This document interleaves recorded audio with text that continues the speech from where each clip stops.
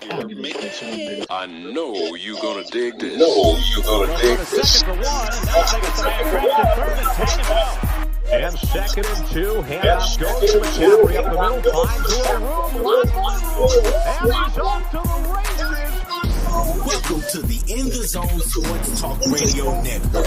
You're listening to the Just Us Sports Talk Show with your host, Kate Diggs from Harrisburg, Pennsylvania, the small city with the large heart, and co-host Daniel Baxter Clark from St. Petersburg, Florida.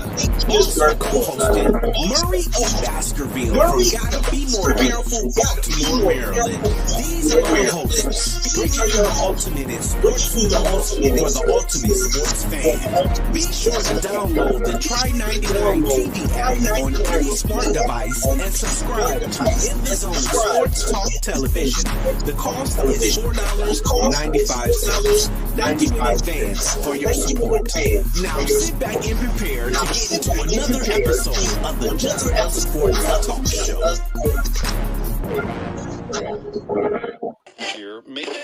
I know you're gonna dig this. So what's up, everybody? Hey, this is Friday evening, 6:30. We run a little late. We run a little late because of me. It's my fault. I apologize. But things happen. But we still on the air. We might not be on television today because I'm looking at it. I hit play, and there we are on television. Because I just heard it. We're on television too. We live on TV. Yeah. Hey, if you want to get in contact with us, dial us up at 512-543-4662. I'm about to give you my own personal phone number. No, not today. But anyway, last week we had some football on TV. We had some people that was disappointed in their teams. Some people that were surprised of their teams. We're gonna talk about all that again. But before we go on, I want to give a shout out to my family member, to my cousins. Ryan lost her father over the week. Last week, Jeffrey Pedersen, a cousin of mine, passed away suddenly. Services tomorrow, so I'll probably be at the services. Man, it's been rough for me the last couple months. I've lost 3 cousins already, and actually 4 cousins. 4 cousins I lost recently, and I have another service probably to go to down in the Virginia area. My cousin Eugene, he's a little bit older than I was. So I really didn't get a lot. I didn't get a lot of time to spend around him, but he was on my favorite side of the family, the Spinners. I'm related to the Spinners from Bena Vista, Virginia. Bena Vista and Lexington, the Spinners. If you know the Spinners down there, that's my family, and that's who I'm related to. But anyway, just want to give a shout out to Jeffrey, cool dude. Always fun to talk to. Last time I had a conversation with him, we just talked about everything and anything. He talked about getting better. He had a stroke. Getting better, and I guess things went for the worst. But he's a good dude, very good dude. He had 2 beautiful daughters. I'm probably gonna stay in touch with more now than before. But anyway, just want to give a shout out to him, a prayer to the family. Also, the people in Liberia, I think, Libya, they had a massive flooding over there, and they said over the hundreds of people have died from the flood, and they were already told that they needed to fix the levees over there, and they didn't do it. And end result is they had a bad flood, and people lost their lives. It's just tragic that things like this happen, and you can always be prepared for tragedies like this, but you don't do it because it costs the country money to fix what's broke, to save more lives. I really don't understand that. You know, you look at the situation in New Orleans a while back ago with the flood they had down there, and they knew about the levees down there. They did nothing about them. Now that it happened, now they're gonna fix the levees. So it's too late now. It's too late in Libya. It's too late to fix those things. And you know, we just want to hopefully people over there are doing better. Hopefully they're getting the relief that they need. I hope the United States is helping out any way they can, because that's what we do as a country.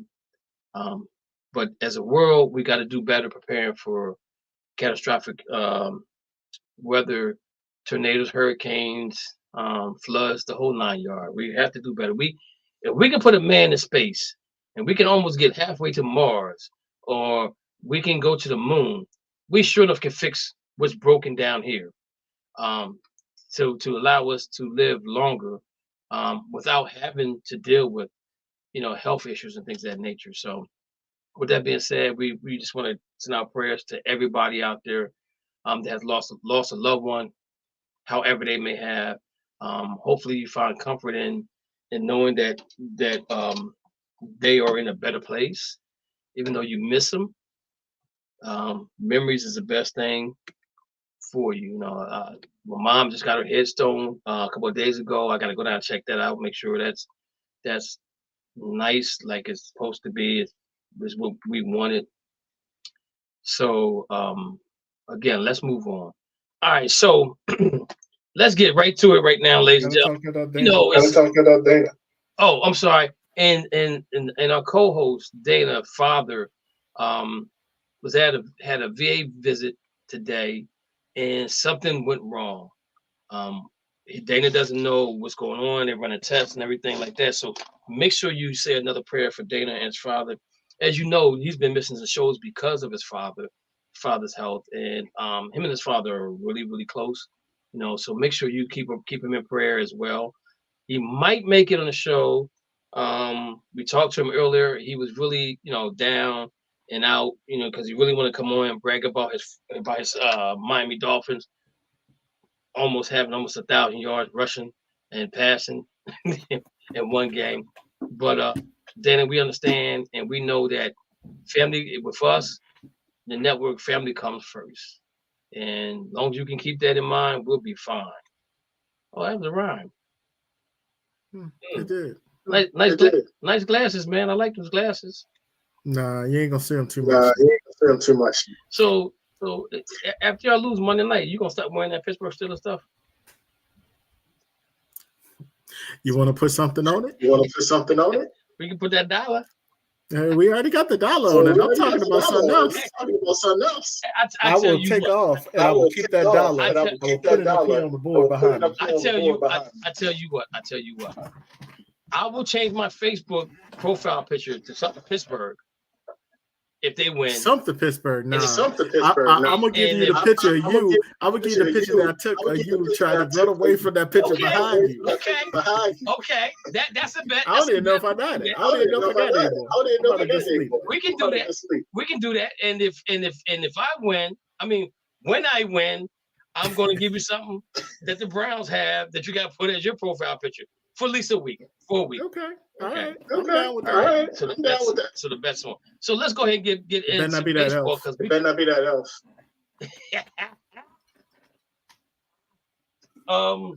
Man, I forgot to put my hat on.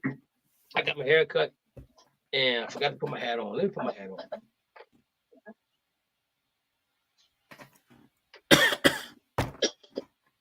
All right. I want to match with my hat and my shirt. So let's talk about some baseball real quick. As we know, it's getting down to the wire right now. And what is really interesting right now in the American League is that all the races, except for the Central Division, is tighter than tight. They're tighter than spandex on a skinny dude. Baltimore Orioles. Skinny dudes wear spandex. You know, there's some skinny dudes that wear spandex, man. When you've been looking at skinny dudes wear spandex. I looked at skinny dudes I'm just saying tighter than skinny dudes wearing spandexes. The Baltimore Orioles and the Rays is a tight one right now. Baltimore's only up by a game. We thought they had this thing locked and loaded, and it's not.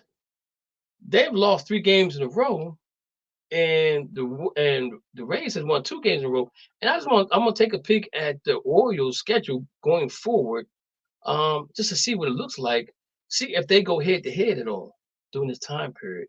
So, they do. Oh, they playing them right now. They lost 4-3 last night. I think it was 4-3 last night to Tampa Bay. Yeah, they got 3 more games. They got 3 more games with Tampa. They got Houston. That's gonna be a tight one. They got Cleveland. Don't really matter. They got Washington. Don't really matter. And they end the season with Baltimore. So they have 2 series that can determine if they become a wild card, or if they win the division, or maybe not getting the playoffs at all.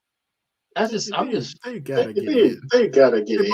They both have a 99.9%. They have a clinch. Yeah. I know. I was trying to give it some pizzazz, That ain't no pizzazz. No, because people they got the best 2 records in the AL right now. But they be like, what is that guy Dixon talking about? Let me go look what's going on. But it makes them go and look. It's like, you don't know what you're talking about. So they come back going, you don't know what you're talking about.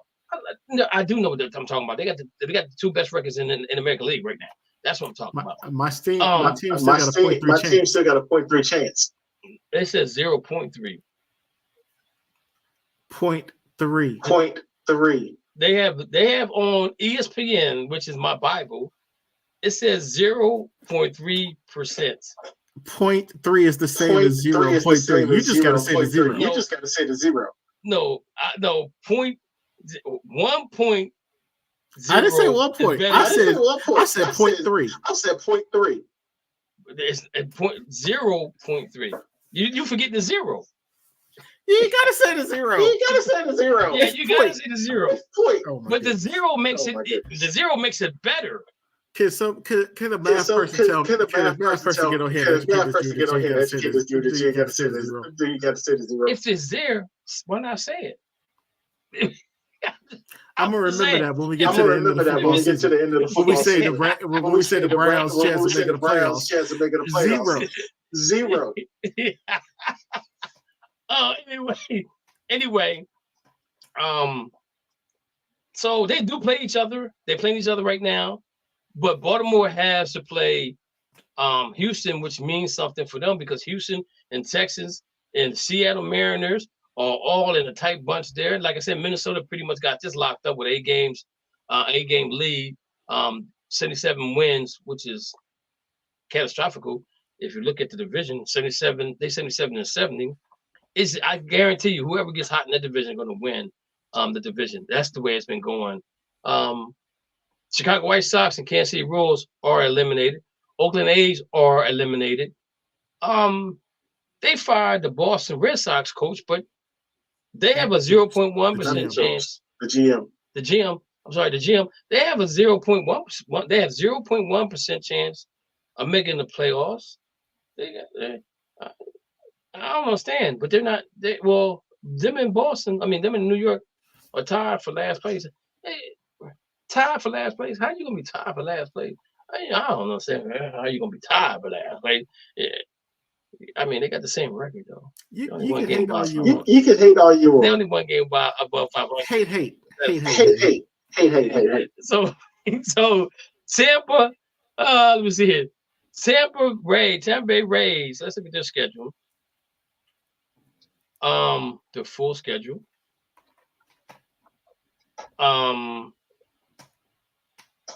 So Tampa Bay has Baltimore.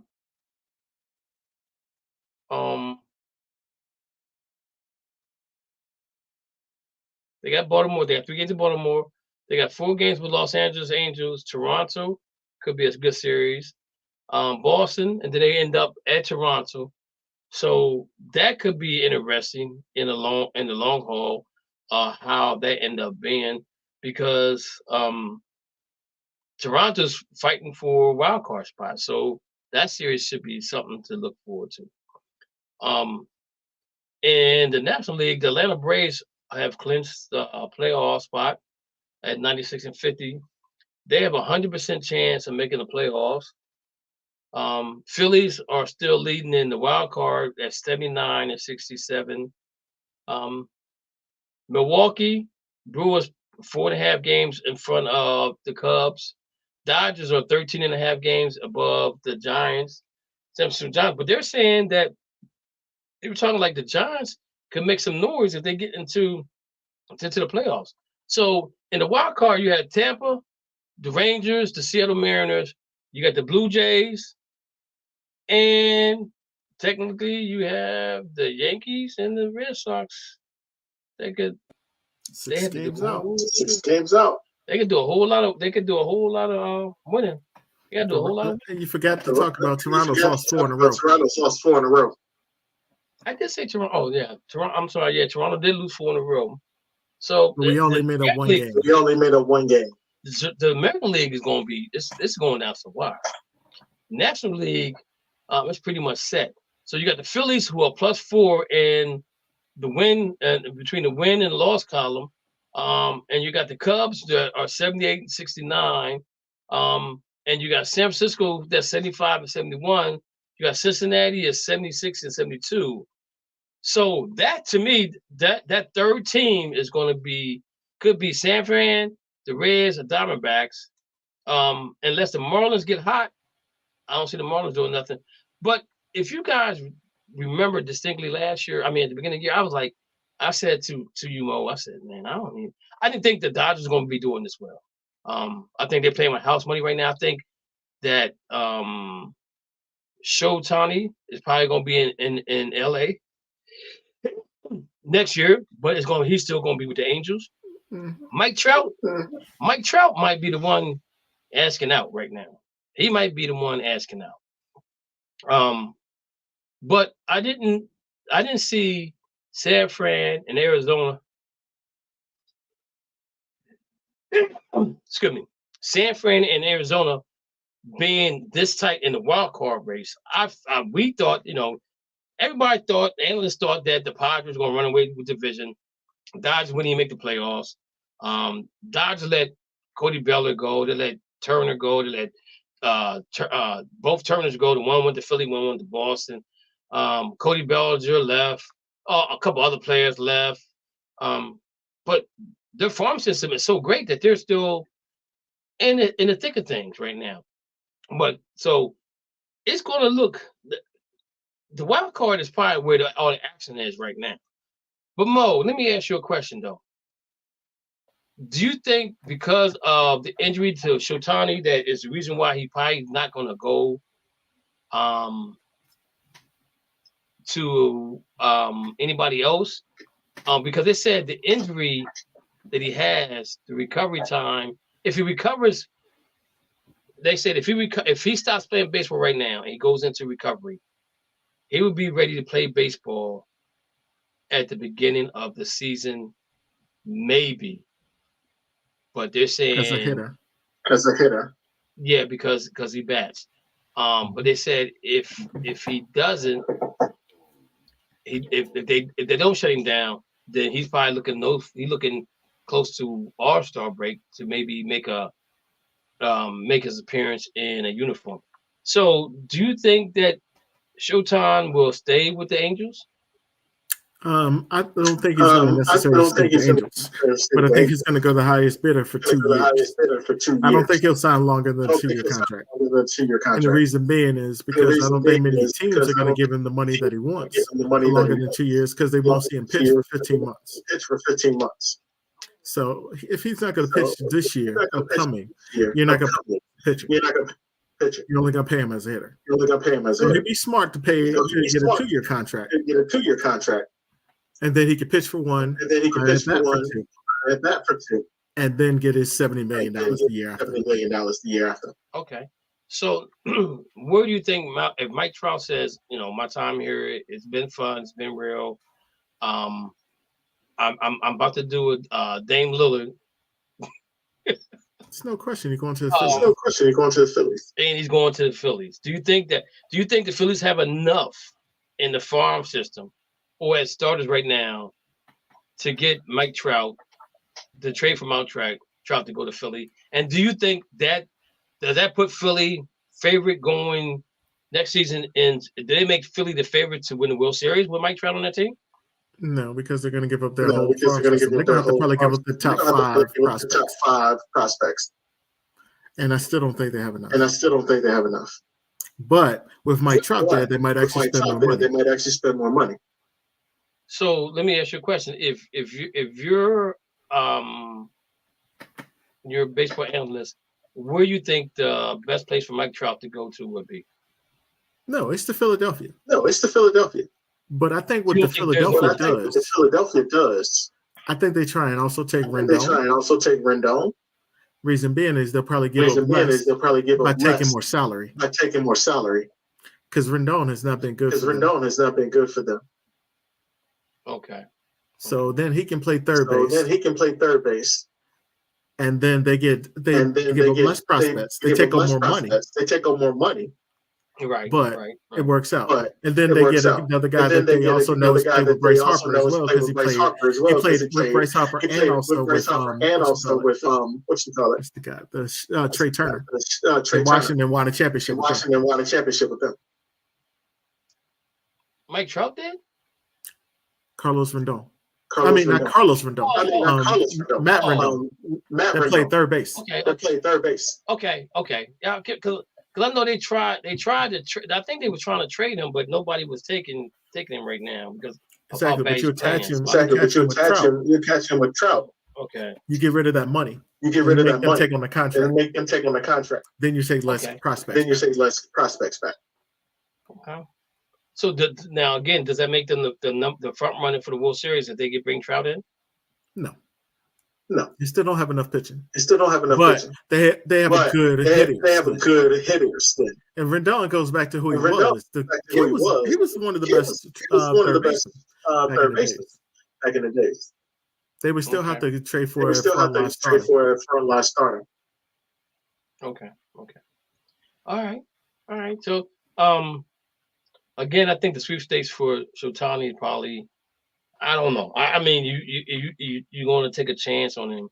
And the thing about it is, he's a free agent after this year, so it's going to be the money's going to be a factor on who bids for him, who's willing to give him the most. If there's a 2-year deal, who gives him the most? I think that I know he's in love with your boy that played for the Yankees. What's the dude's name? The Japanese guy, was it Yankees or was it Boston? What was he talking about? Godzilla? Yeah, whoever he said that was Masaki. Masaki. Yeah, that's what I'm saying. Okay, that's why he's coming to the Yankees. So the Yankees, so that's one of his favorite players. But again, I think money talks. Well, I'm gonna say this: Yankees might go back to being the Yankees after this year, spending all the money to get all the best players to get to the World Series. They were doing it before; they stopped doing it, and it really hasn't helped. Did you see? We actually started winning when we played our young guys. Yeah. That's what I'm saying. You guys went out spending a lot of money, but when you were spending the money, you were winning. You were more competitive than what you are right now. Now, injuries, the injuries are playing a huge part right now of why the Yankees are where the Yankees are, right? Because without Jeter, I said Jeter, Lord have mercy. Without what's the guy? Judge. Without Judge, it seemed like the team just don't operate well. I've never seen a team be so dependent on one player. In baseball ever before. Have you ever seen something like that? That was not in pitcher. I'm gonna put it like that. Barry Bonds. You think so? Barry Bonds the same way? You think that Sammy Sosa? Mark McGwire? No, because Mark had what's name there with him. The other in St. Louis. In St. Louis. Mark McGuire had nobody with him. Well, I'm not gonna say Mark McGuire, but I will say Albert Pujols. I think Albert Pujols might be one the team really relied on. They went up and down between, you know, being high, being low. If you're gonna play, if you ain't gonna play. Which bring me to just say NBA. It's Mike Trout. It's Mike Trout. Well, but the thing about it is though, is that he's playing and they're still not winning. Yeah, but I'm saying, when he wasn't wasn't playing, they weren't winning at all. Yeah, because he's always hurt lately. And that before we go on, there's something I want to tell you about when you get to the NBA. Okay, just say not telling the coach in the NBA, and that'll bring my memory back. I don't want to forget it, but I definitely want to talk about this. All right, but again, I think with the situation with Mike Trout though is that he is older. Okay, and if he goes to a team where he don't have to do so much, I think that helps that team out because they know what he can do when he's healthy, when he don't have to try to do everything for the team. So, LA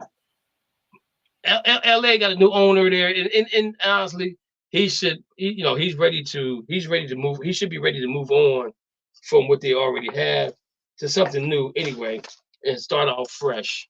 When it comes to the Angels, you know, it's kind of hard to be an Angel fan out there because in LA, I mean, I think LA and Miami are two cities that have more bandwagon fans than any other city. Because if you watch their games, they get their halftime in LA. Miami, they get their halftime. And if they're getting blown out, they don't even go to the game at all. They just like, don't worry about it. I only spent $500 on these tickets, and you know, they don't care. They don't care. I just think that's the case there. So let's move on. So what do you have that you want to put on the board today? Monday night. The Steelers will be Cleveland. 35-21.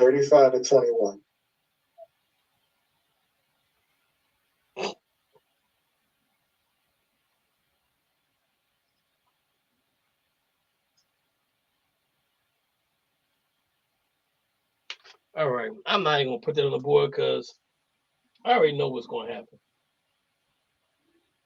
I'm gonna leave that right there. Kev will on the dollar bill.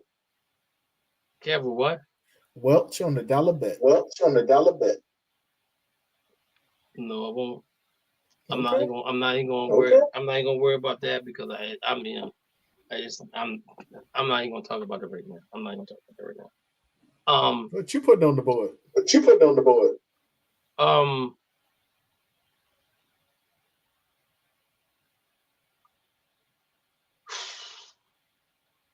I don't know yet. I ain't got none yet. I gotta wait till next week. After this week, after this. Go ahead. When are we doing our next show? I thought I gave you guys a schedule. You know I don't pay attention to the schedule.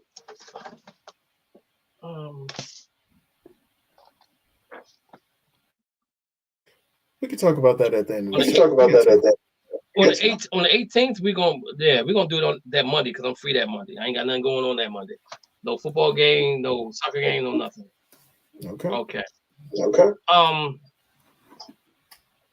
Black History Moment. Do you want to go first, or do you want me to go first? I can go first. Okay, go ahead. Go for it. Ladies and gentlemen. Yeah, growing up, born in 1976. I was a baseball fan. I wouldn't say I was huge. I was a bigger football fan. But baseball was second. It was bigger. It was bigger than basketball at that time. So, but there were two people that stood up for me when I was younger. Being a Yankees fan because my dad was a Dodgers fan. Named after Maury Wills. Even though he spelled it wrong. I became a Yankee fan because I went against the teams that my dad loved. There were 2 Yankees that stood out. Batman. Wait a minute. So your dad was a Dodger fan. Who's the football team? No, that's the difference. He was actually Washington football fan. But I'd kill myself if I'd have been a Dallas fan. Who was his basketball team? He's a Lakers fan. So those two match up.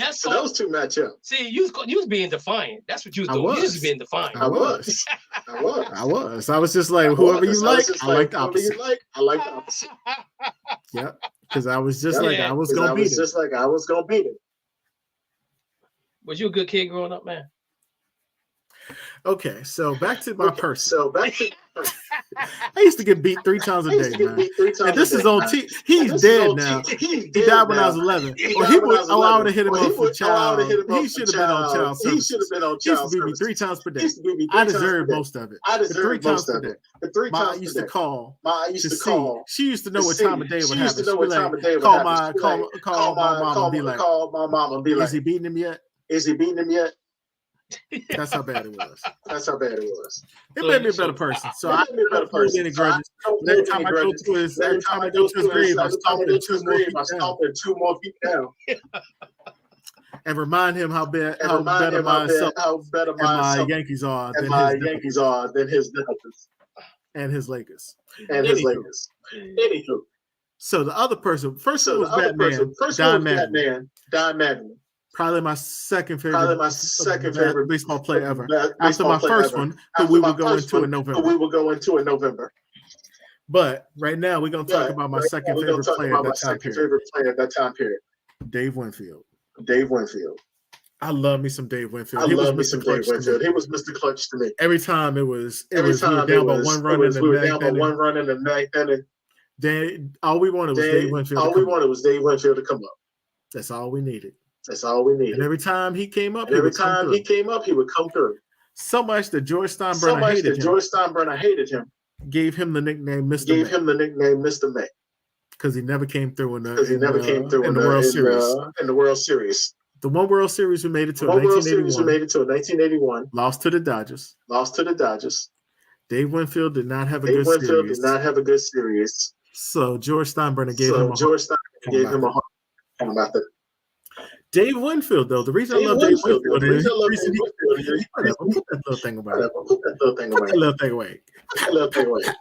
That's like look. I'm gonna leave it alone. That's like Harlem Nights right now. Put that little thing away. That's what she said. Dave Winfield, one of the four players to ever be drafted in 3 different leagues. He was drafted by the Padres as the 4th overall pick. He was also drafted in the NBA by the Hawks in the 5th round, drafted by the Utah Stars, which is the ABA team, in the 6th round.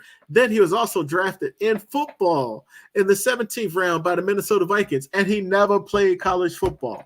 That's how great Dave Winfield was. He was an amazing star. We went through and talked about our 10 greatest athletes. I can't believe I forgot Dave Winfield. Dave Winfield was an amazing athlete. He actually won back in the days. He actually won in college. He was a pitcher in college too. Dude actually was one of the best pitchers ever in college. That's why he went in as a first ballot for baseball, for college baseball, and also professional baseball. He never won a World Series for the Yankees, but the 2 years after, he won with Toronto on a big hit against, them Dodgers, to make sure that the Dodgers did win 2 years later.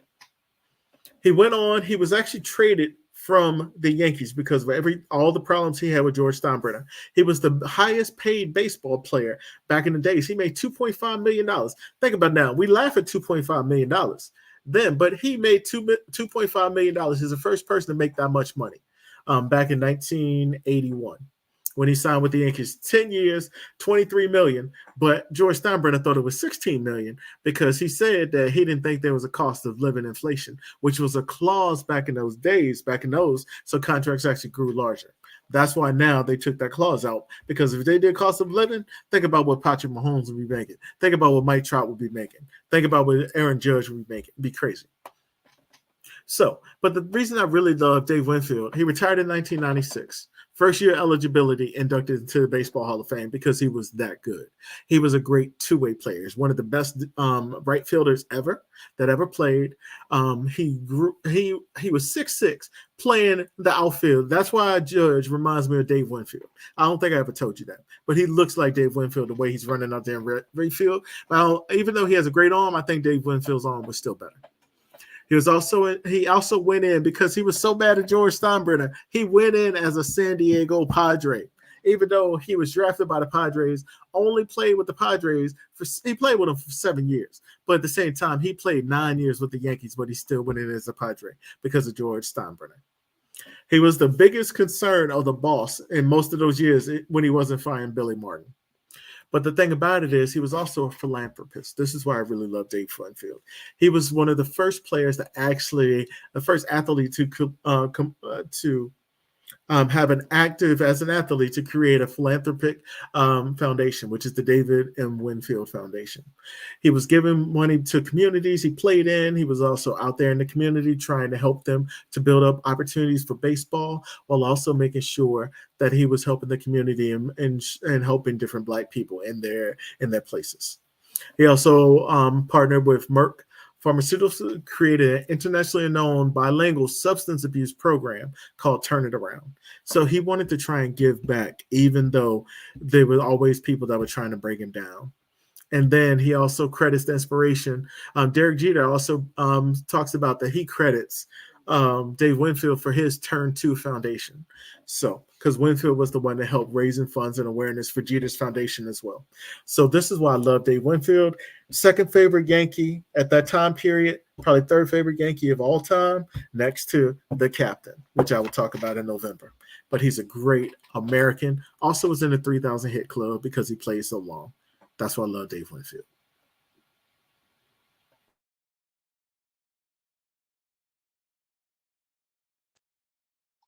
Ladies and gentlemen, in October, you can't talk about him because they won't be playing in October. I didn't say October. They definitely will be playing in November. I know they ain't gonna be playing in November, but I'm still gonna talk about it. The first week of November, look for my boy DJ. First week of October, look for my boy RJ. All right. See. Them Yankees pinstripes. What's this right here? This is a Yankee in jail. He's holding on 2 bars right here. That's what it looked like. Pinstripes on. That's what it looked like. They're in jail. I know you ain't talking about the Browns.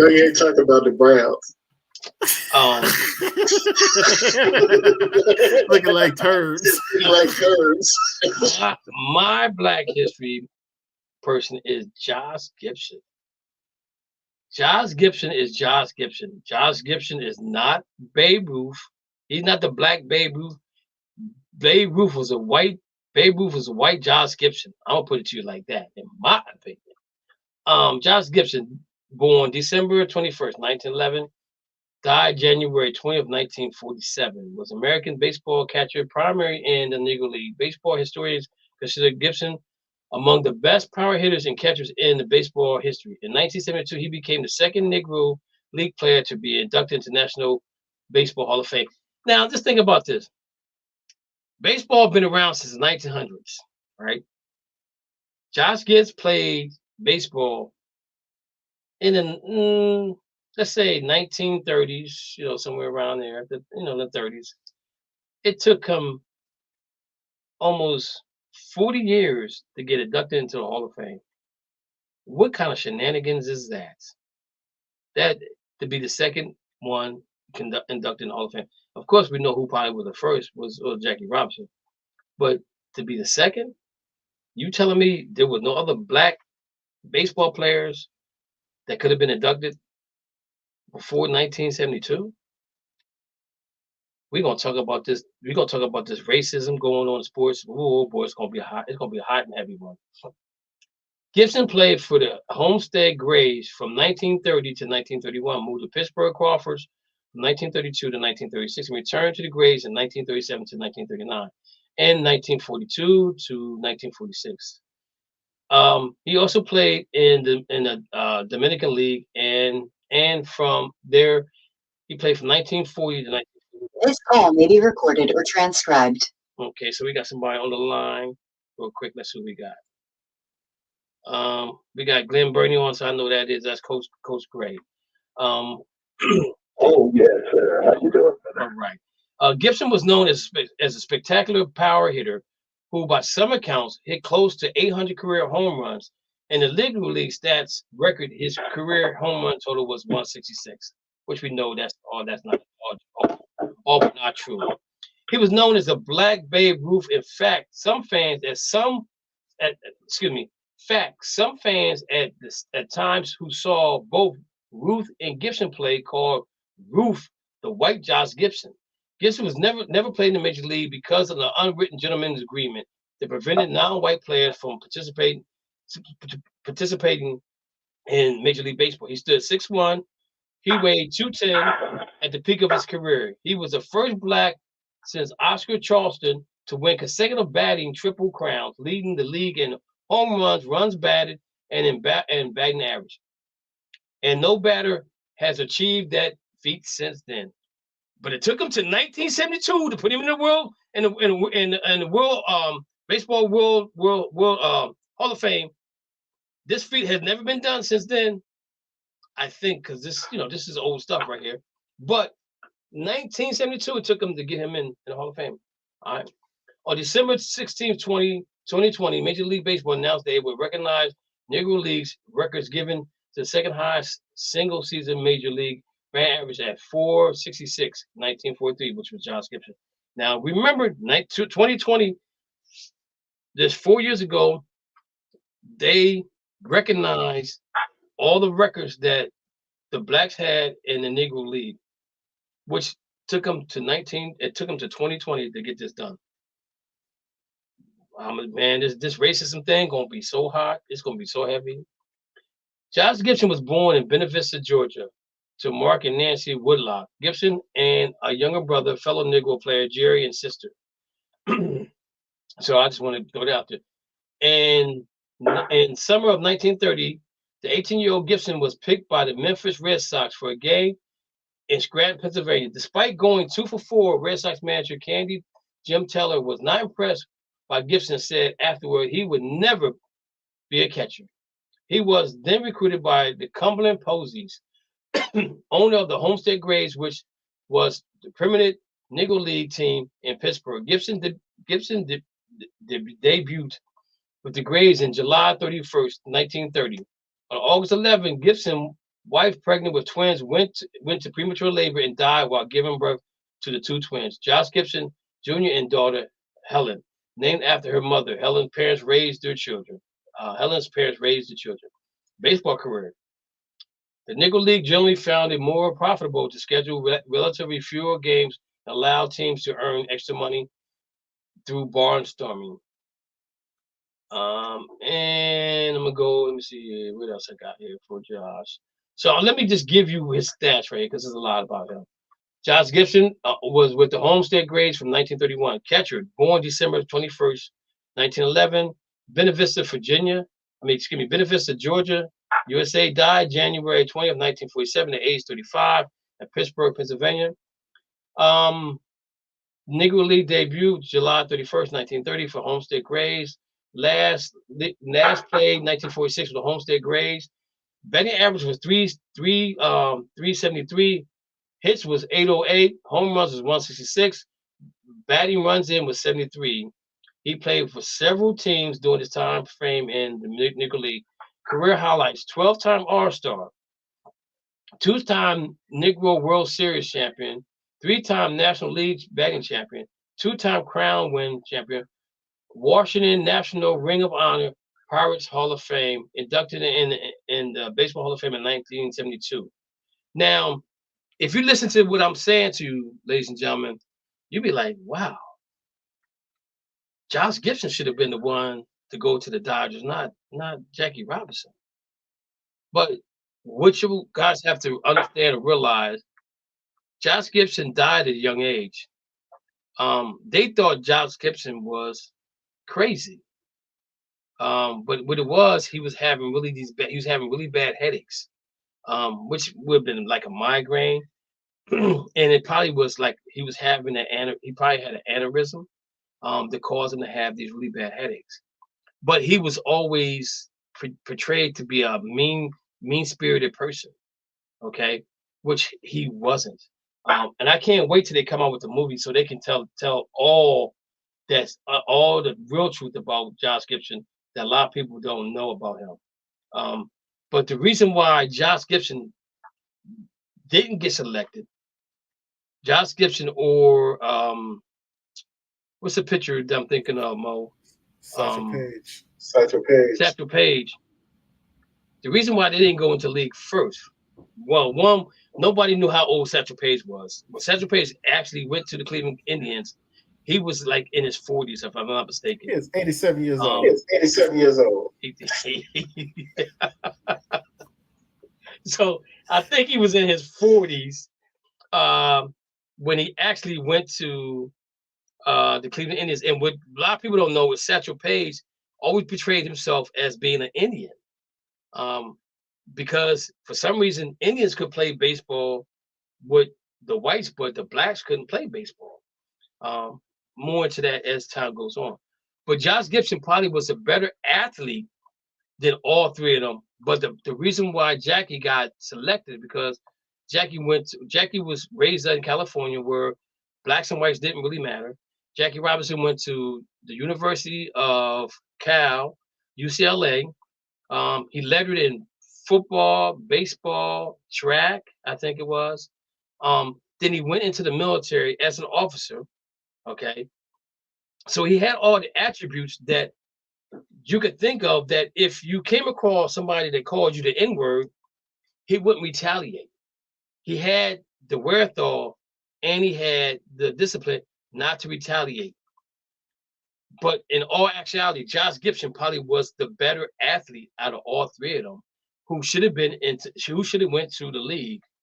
But at the time, they wanted somebody they felt that wouldn't fight back, that just didn't, if you ever watched 42, that's a tip of the iceberg of how Jackie Robinson actually got treated in baseball. But Josh Gibson, again, everybody thought he was a mean-spirited guy. And if you'd have called him an N-word, he probably would have took the bat to your head and didn't care. He would spend the rest of his life in jail, basically. You know what I'm saying? But this is why Josh Gibson didn't get to the pros. And he probably would have got if he wouldn't have died at an early age. But I'm not for sure. Don't quote me on this. But I think he died of an aneurysm. But they thought the guy was crazy. And he really wasn't crazy. He just had an aneurysm. And I think that's what killed him. But again, Josh Gibson was one heck of a baseball player that the world never got to see playing in Major League Baseball. But again, this is the world we live in. And our rights as sports players is coming to our forefront, especially in baseball. We're still in baseball, Major League Baseball right now, and you probably got teams that don't even have a black on it right now. If I were to be a betting man, I would probably say 65% of the teams probably didn't have when I mean black, I mean African American baseball player. I don't include Spanish. I don't include Dominicans. I don't include Asians. I was going to say Orientals, but Mo taught me that Oriental means a rug, so I say Asian now. So I'm corrected. I have to correct myself, and I'm progressing to be a better analyst, as Mo was saying.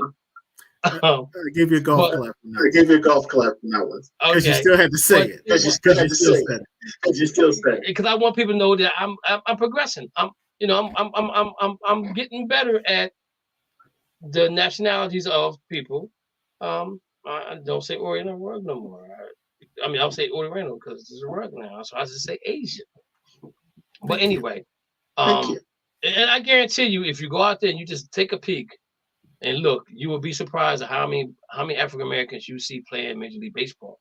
And the thing about it is, a lot of times people say baseball is very expensive. Baseball is not that expensive as you may think it is. The problem with the baseball, with American League Baseball right now, is you have Mookie Betts comes to mind as one of the top Black African American baseball players, right? But before that, it was a toss-up.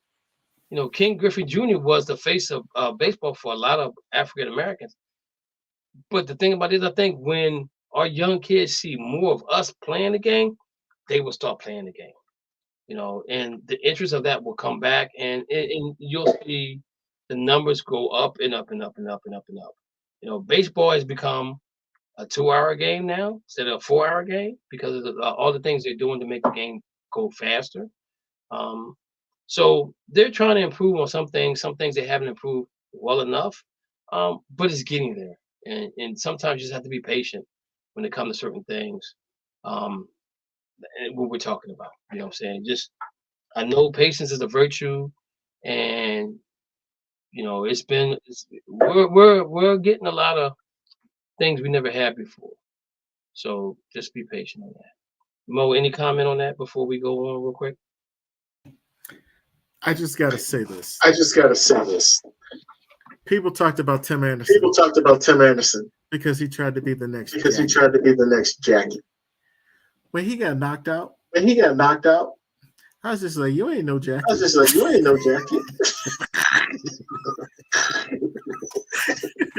You ain't Jackie Robinson. You ain't Jackie. I didn't know what he was Jackie. I knew there was a Jackie that was a boxer, and I was going to make a joke about it. But you ain't even close to him either. He swung on him first. No, Jack Johnson was. No, what was the? No, I ain't talking about Jack Johnson. I'm talking about the other one. That's just like Sugar Ray. Like Sugar Ray Leonard, then there was Sugar Ray Robinson. But who was the Jackie? But who was the Jackie? That was a Jackie that was a boxer. That was a Jackie that was a boxer. Only one I know is Jack Johnson. Okay, I know there's a Jackie. I'll find it. But you don't swing on somebody just to get knocked out. You don't do that. And you definitely ain't Jackie no more. You're more like Ezel, or you like Debo, who got knocked out. You got knocked out. I ain't gonna say it, but I ain't gonna say it. You know. Tim Anderson. He put his hands too far down when they should have been up a little bit more. But no, he swung and then he didn't. He swung and then it was like Rick James.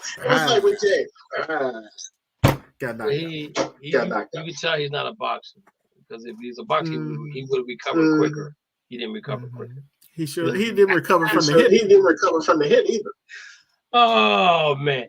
All right, let's go on, ladies and gentlemen. So last night, the Eagles beat Minnesota, which Dana and Mo had picked to win. Is there a game last week? What was your most disappointing game last week, and what was your most surprising game last week? Okay, so the most disappointing had to be my Steelers. We got curb stomped. It wasn't even close. When Fred Warner ran over Najee Harris, I think the whole stadium said this game is over. And that was the first quarter. The team, I'm not going to say my most disappointed. I'm going to say the team that I felt the worst for. The Giants. I mean, did they show up? They were at home. They still ain't scored in the season. It was ugly. And they left Daniel Jones there with the second team offensive line. You don't do that, man. You don't leave your $40 million quarterback out there with a offensive line. He still got split up. So are you trying to tell me that the first team offense has not scored a touchdown yet? They ain't scored one in the preseason? No, I'm just saying they ain't scored this season. Just one game, Okay. but still. They're the only team that's defeated. Okay. We scored. So for me, So for me,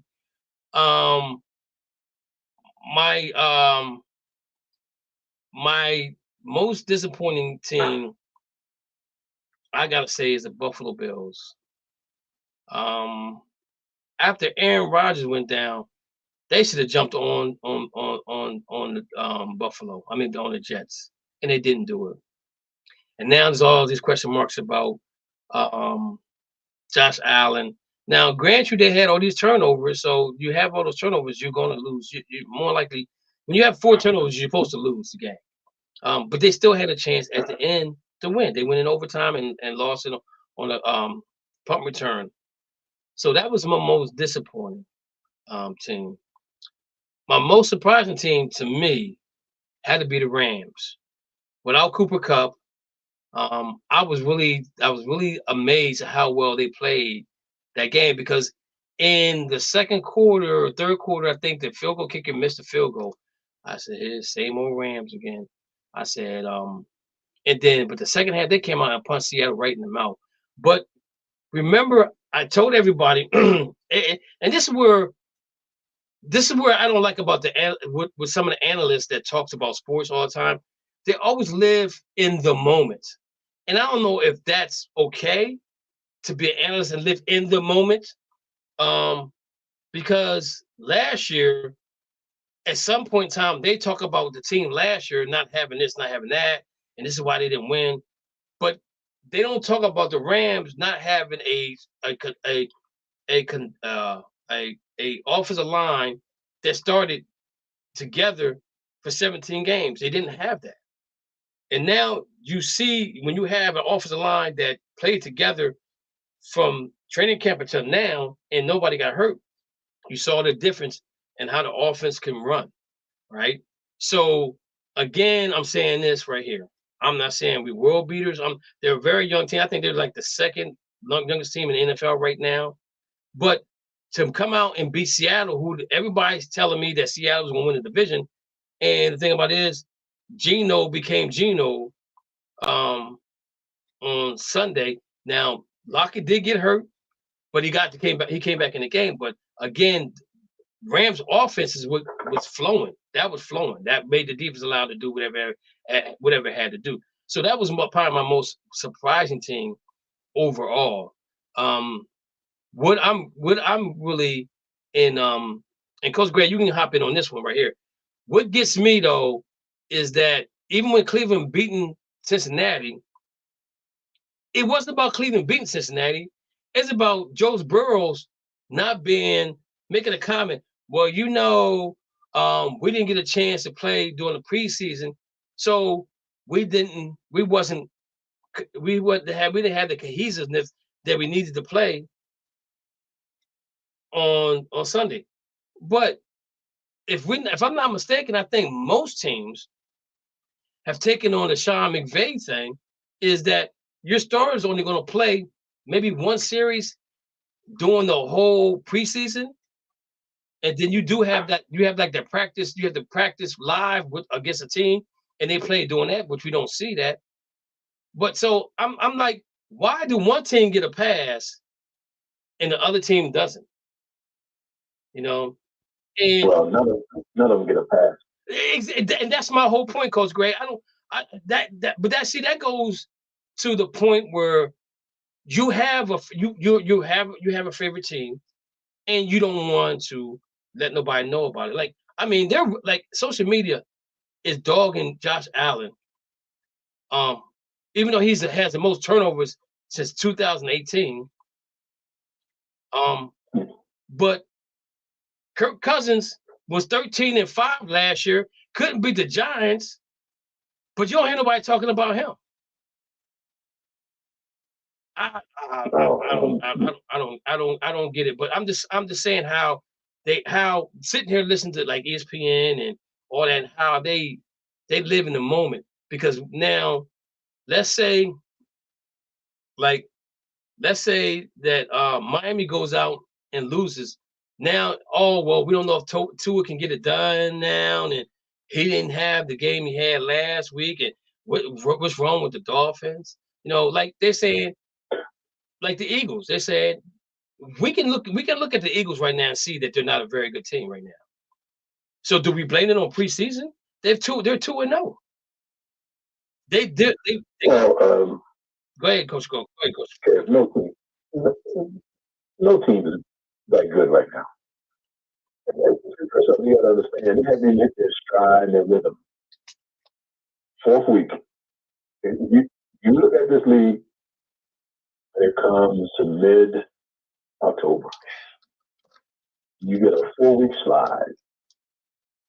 Well, first off, you got to remember it's a business first before you put your marquee players to work, right? Right. It's the coach's call to start your players or not in preseason. Don't complain about rhythm. Come on, man. Look, all this is a joke. The media, I never played a game of football, and they're like, they have to go off of what people are talking about, right? Look, if you want to know really what's going on, listen to Dion. The way you practice, it's the way you play. Exactly. What happened to the word depth? They don't have that anymore because it's a business. Some of these kids can't get a snap because agents say he gets on the snaps. If he does not, there is a penalty with the contract or some type of violation and money got to be paid out. Oh, that's bullshit.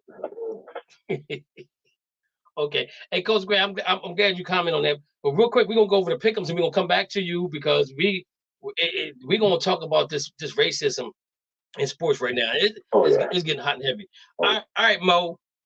Green Bay and Atlanta. Wait a minute. Let me just pull up my. This. Killing me. Okay, I got Dana. I got Dana with I thought I sent you a copy of this. Oh, I didn't. I'm sorry. I thought. I got it downloaded, so I'll send it to you so you'll have it. No, I got it. I'm just saying. I got it. I already did my picks. Okay. I got the Philadelphia versus the Vikings, right? Yeah, we got that one out the way. I'm picking Atlanta. What? Yep. Okay. Atlanta's at home. Okay. Vegas at Buffalo. Buffalo. Okay, and I think Dana would probably say Buffalo too. Baltimore at Cincinnati. I got Cincinnati. At home. Everybody's gonna be 1-1 in the division. I gotta go with Baltimore on that one. Seattle at Detroit. Detroit football. Okay. I'm gonna go with that too. Chargers at Tennessee. Chargers. No. Dana. Chicago at Tampa. This is one that I could have said a pick'em, but I went with Tampa. I'm gonna go with Baker. I'm gonna go with Baker too. I think I'm gonna go with Baker too. Kansas City at Jacksonville.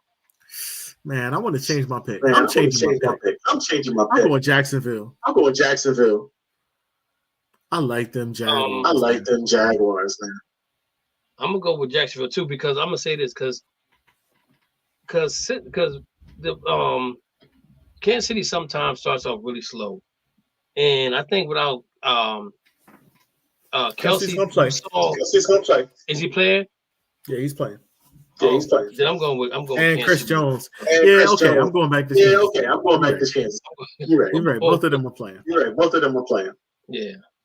Dana, Mo. Okay. Indianapolis at Houston. Yo, Most I'm gonna say this. Most controversial pick. That Richardson dude is ready to play some football. He ready. Yeah. They made a mistake, and that kid. Everybody that picked the quarterback before him made a mistake. I'm telling you right now. He's doing a lot with a little, and he ain't even got his running back yet. So who you got? I got the Texans. This is the one game to win this season. This is the one game to win this season. No, I'm going with Indianapolis. San Francisco 49ers at the Los Angeles Rams. It ain't even hard. San Francisco's going to curb stomp them just like they curb stomp us. All right, Mo. I'm gonna go with the Rams. They got that offensive line look real good. I'm just saying. Okay. New York Giants, the Arizona Cardinals. The Giants. Josh Dobbs looked bad. Even though he just got there, he said, "Man, I don't even know half the player's name." he said, "I don't even know half the player's name." He didn't look so bad. The defense looked really good. Yeah, defense looked good. So you going with the Giants? I'm going with the Giants. I'm gonna go with the Giants. I'm gonna go with the Giants too. The New York Football Jets at the Dallas Cowboys. Now this would have been the game of the week if Aaron Rodgers was playing. But he ain't. So I'm going with the Cowboys. I'm gonna go with the Cowboys too, but I think that the Jets defense is going to be there. They got something to say. I don't think they're gonna put no 40 burger up on them. Washington Redskins at the Denver Broncos. They're not against no more. Oh, I mean the Washington Commanders. I'm going with the Broncos. Let's ride. Mo, I'm gonna go with that. I'm gonna go with Washington. Because my man didn't even play, Chase didn't even play, and their defense looked good. And I'm gonna say this: if Denver does go on to, there's gonna be rumors. Somebody's gonna be sitting down and getting out the way. Who they got? Who? He got to make They paying him to make big plays, regardless of who he got. They're paying him. The Jets are playing. I'm paying Aaron Rodgers too. Wait a minute. McCaffrey played for the Panthers, and he was all they got, and they still won some games with him. They had a great defense. Okay. The Miami Dolphins. What are you talking about? The Miami Dolphins. You talking about Denver? That I was talking about Russ. You say, yeah, but I'm saying Denver traded the best defense player, Bradley Chubb, to the Dolphins. Well, that's because they supposed to be rebuilding, and they stopped in the middle of rebuilding and said, "No, we don't need to rebuild. We're gonna bring in a quarterback that's gonna help us win." Not named Aaron Rodgers. Miami Dolphins at New England Patriots. I can't stand the Patriots ever. Always going with the team they playing. Do you think they can keep up this high flying act right now, the Miami Dolphins? No, because Tua's going to ditch you. Going to get hurt. Okay. The New Orleans Saints at the Carolina Panthers. Them ain'ts. Okay, I'm gonna go with them too. Last but not least, my Cleveland Browns against your Pittsburgh Steelers. All right, so I was joking. I think the score is actually going to be 21-15. Steelers win. 21-15. Didn't you just lose Hayward? We lost Hayward and we lost Deontay Johnson. Okay, we'll see how that goes. I think you guys scored a defensive touchdown. That's the only reason I'm playing. That's the only reason I'm playing the defense this week. The Cleveland Browns defense. Mm-hmm. Oh, you think they're gonna get a touchdown against your team? Mm-hmm. Oh, so is that gonna be a pick six or a fumble recovery? I think probably a fumble. Because your boy will probably get a sack. Make a fumble. Then somebody pick it up, run it in for a touchdown. Okay. But your kicker will miss the extra point. Coach Gray, you hear him hating, right? You hear him hating. Hey, man. You have to, man. I'm a Cowboys fan, so it doesn't matter to me what y'all talking about. He don't like football. He ain't watched good football in Wild Time. So he enjoyed Deion in Colorado. Let's get to the meat of this thing. All right. So I think there was a video out of the Texans Longhorns playing Alabama and smacking them around. Okay. I'm not going to play the video, but I'm going to say this to you. If you're in the stands and I'm on the football field and you talking trash to me, there's something wrong. To be perfectly honest with you, especially in college, because in college, you can be a walk-on and make the team. You can be a walk-on. Now, we know ain't no walk-ons on Alabama in the stands coming to play. But they told the young men for Texas, go back to the projects. You're a low life class, whatever. Okay. Then we had the situation. There was another situation out there. Mo, what else did I send you? Because I don't have my Facebook up. There was something else I sent you pertaining to this. But then it's something in college. I think it was something in college that they said, Coach Gray, what did I send you? That plus it was something else. It was something else. There was a coach down in Georgia that was yelling at a kid. He suspended himself for his behavior, and I'm not sure what it stemmed from. I'm not sure if that's the video you were talking about, but the one from Texas. I was with the fans yelling back and forth with the players. And that's their right. They can do what they want. Let me see if I can find that real quick. Because the thing about it is, let's talk about their game. Don't talk about their personally, because it's not. I mean, some people take it personal when it comes to sports. Mm-hmm. Because you have your fans and you have your fanatics, right? And some people are fanatics. Yeah. I got Washington Redskins fans that swept down. They're going to Super Bowl this year. That's a fanatic. That's not a fan, because it's just ain't in the cards for them to go anywhere other than maybe make the playoffs if they could. But let me see if I can find this thing here. I don't see you send me anything. Bro. I remember Dana talking about the Bills. The Bills talking about players to go back to Africa if they don't like the US. Go back to the project, Steiner. Go back to the project. Go back to the project. You guys are all Steiner. Go back to the project, Steiner. Go back to the project. Go back to the project. So that's one of them.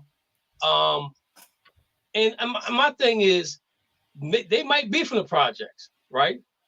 But they got a better chance of going to the pros than the dude in the stands. And he probably in college just to be a professional alcoholic. You know what I'm saying? He did for 4 years and then wasting his parents' money.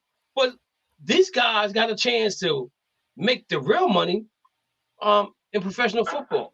But stuff like that, it just burns me up inside that you still have people that are talking like that at a game.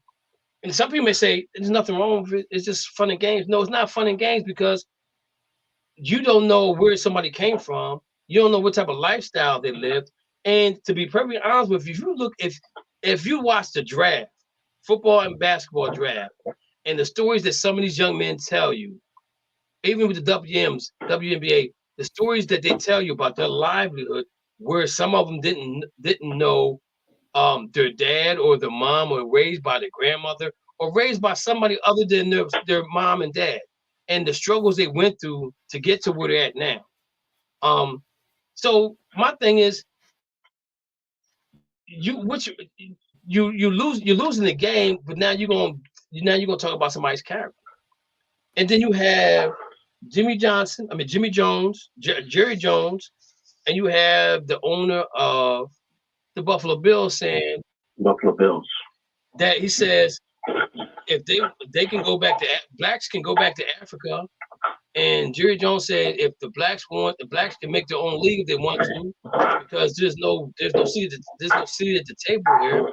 And as we all know right now, the closest black owner we got in football is Magic Johnson. Okay. And I even got to question Magic sometimes, because he's made some comments that kind of rub me the wrong way. You know, just because you're rich don't make you above anybody else that's normal, that's working every day of their life to get to where they need to get to. You know, he hasn't had to work paycheck to paycheck for a long, long time. You know, so he made some comments that I didn't like either. You know, Michael Jordan has made some comments that I didn't like either. You know, because you're at the table now. Let's make a difference, right? But my thing is this right here, guys. How long should we tolerate this? Now, Jim Trotter has taken him to court, and now all of a sudden they said they ain't say it. Mo, you know how I feel about the owners of the NFL and their ages and how they grew up. Most of them grew up with a gold spoon in one hand and a silver spoon in the other, and got a butler feeding them. So I don't even know why they got a spoon in their hand. You know, they all come from money, you know. But now that you're being called to the carpet, all of a sudden you have nothing to say. And I'm really surprised at Jerry Jones, because Jerry Jones seemed like he's an owner that wants to help everybody. You look at the situation with the Coach Grave, the wide receiver that was there, that was going through a lot of stuff. What's the wide receiver y'all had that wore 88? No, the other one after Michael Irvin. Des Bryant. After Irvin. Who'd you say, Mo? Des Bryant. Des Bryant. Yep, that's what I'm talking about.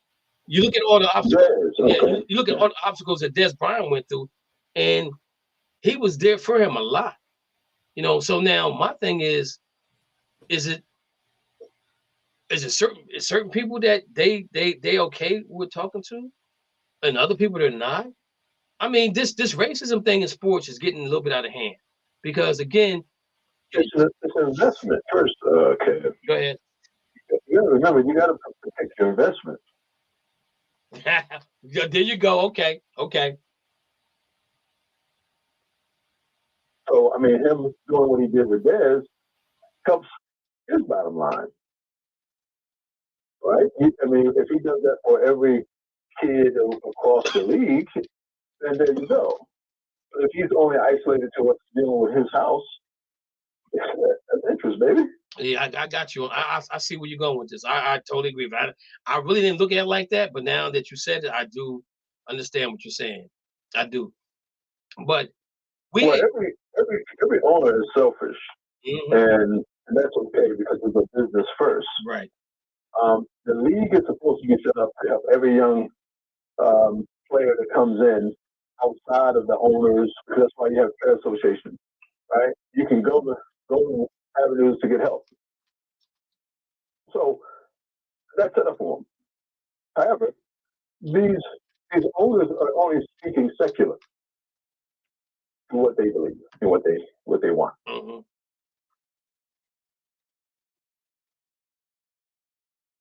Mo, what's your thoughts? I don't trust old white men. All right, I'm joking. I'm joking.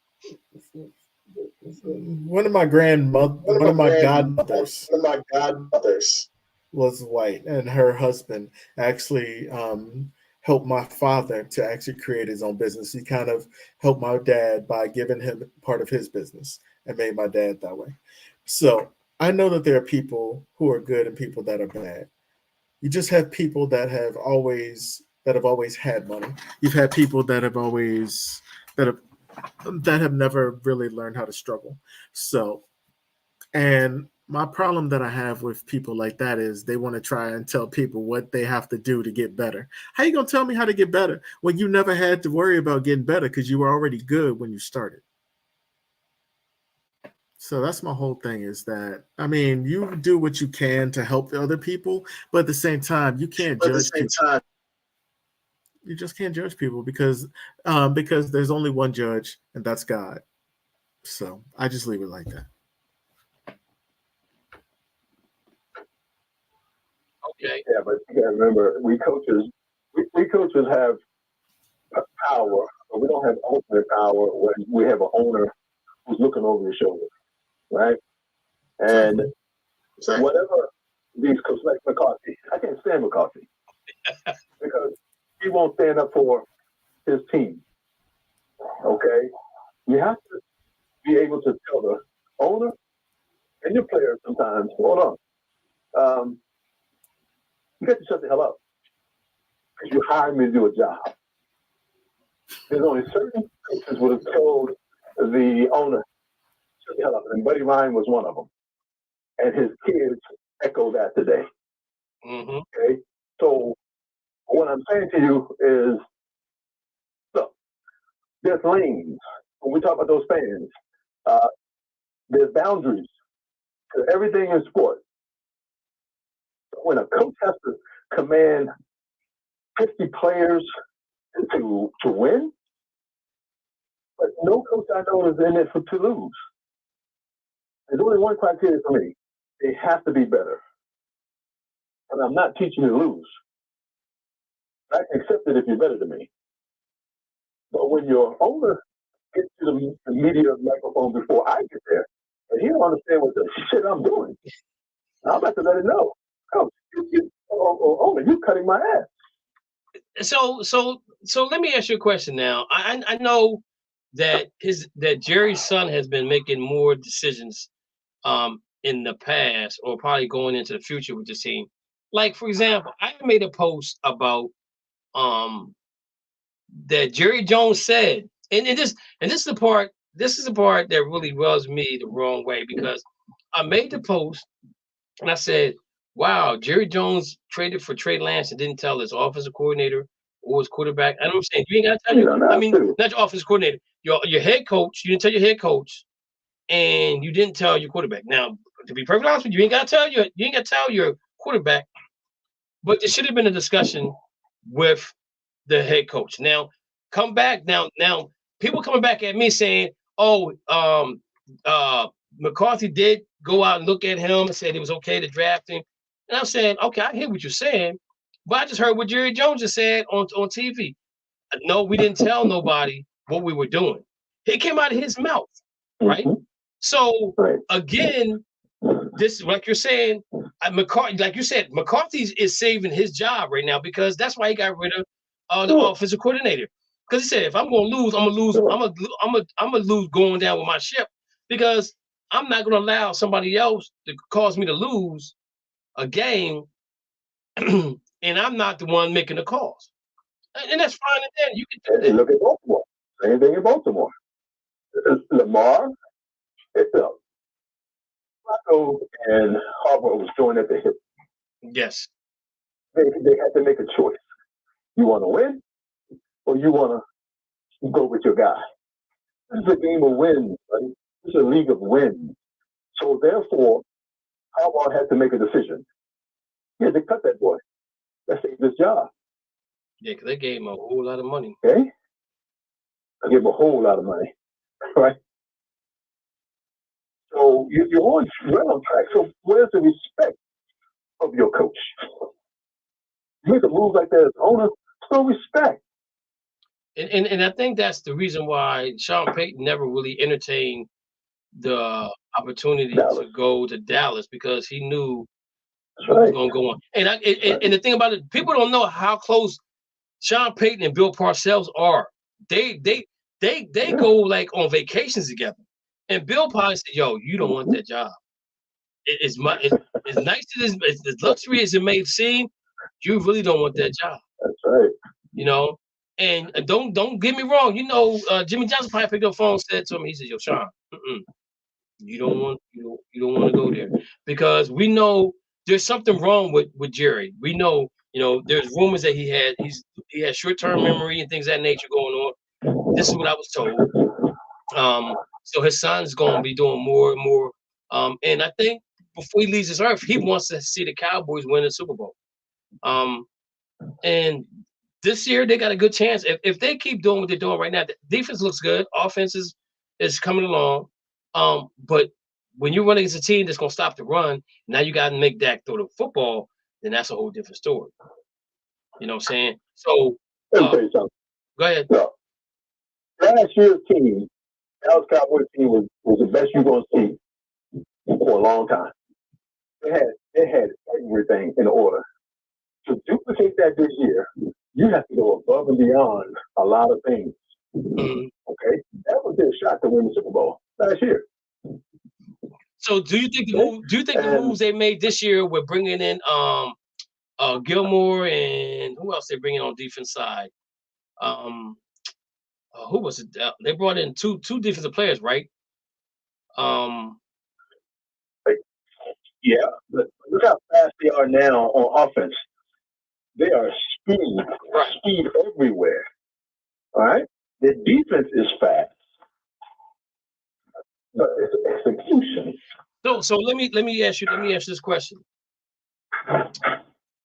He said the reason why he wanted to go to offense is because he felt like the offense was scoring too fast, and that means that put the defense out to the drive. And so my thing is right here. I'd rather score quickly, because that puts more pressure on the other team offense to score than it does me. And the thing about it is, though, is I don't want to rely on the run to take me 80 yards down the field, because at any moment they can fumble the football. How many times have we seen a team drive down the field on a 13, 14 play drive and just run the ball, and then they cough it up right in the red zone, but they didn't throw the ball. They threw the ball. Right, but that's where concentration comes in. Right. That's what when you're at the worst, you have to be at your most focused. Okay, that's when you're depleted, and you have to just not outrun the person that you outrun them in the first half. This time, just get what you can get. All control. Run that clock down, right? But I'd rather have the ball in my hands as the offense. I dictate the game. Right. Defensively, yeah, it's good to have a well-rested defense, but hell, offense is maybe score. Just put them in a hole. Yeah, I mean, because they had 4 turnovers against the Giants, and they put up 40 points. They had a pick six for touchdown. Barkley the ball popped up, and he caught it and ran it in for touchdown. And then Jones threw 3 or 4 interceptions right to the guys. I'm like, Jones, what are you doing? Are you a Dallas Cowboy? Are you a Dallas Cowboy covered in Giants blue and white? Because you're a turnover machine. And real quick, now they going at Jones, right? Right now they're like, Jones ain't the player. He's not the player he was last year. And I'm gonna say this: it's only one game. It's only one game. But the thing about it is, when you invest all your money into your quarterback, you're gonna shortchange somewhere else on that team.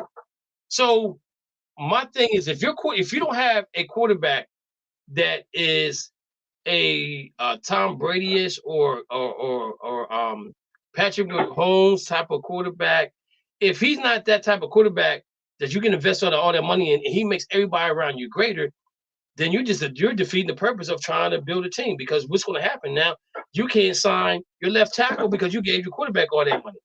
Now you go on to the quarterback saying, yo, I need you to take a pay cut so we can sign this person, sign that person, sign this person, sign that person.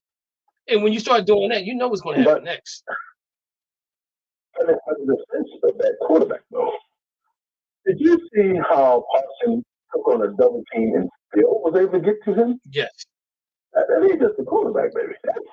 That's what I'm saying. That is the line. That's what I'm saying. And so you don't go out to free agency and get that left tackle that you think you need to help protect your quarterback, because you just gave him all this money and he's not. And I'm not saying nothing about Daniel Jones, nothing bad about him, but he ain't Patrick Mahomes, he ain't Aaron Rodgers, he's not Tom Brady, he's not none of those, right? He can be if he stays up right and he has the opportunity. But I think the key to Jones though is that he runs sometimes when he's not expected to run. I think that's the key to him. You know, so I'm just saying, this getting back to what we were talking about before, but I just think that the racism in sports is bad. They showed a picture of a guy at a Washington Redskins game, I think it was, and he had on he had on a Tampa Bay jersey, or the team that they played wasn't. And Mo, I don't know if you saw this, man, but the dude got sucker punched like 5 times. Yeah. 5 times. Nah, I see it. You know, and so the question was, should something happen to that fan? Should the team that's home game it is, should they be penalized for that? Yes. And I'm gonna say this.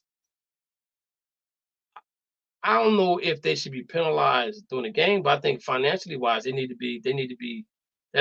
person need to be compensated, because they have ushers. He beat the dog snot out of him. Right. Yeah. But now let me ask you a question. If I'm an usher at the Redskins and I'm a Redskin, I'm probably a Redskin fan, and the dude, one of the Redskin fans, why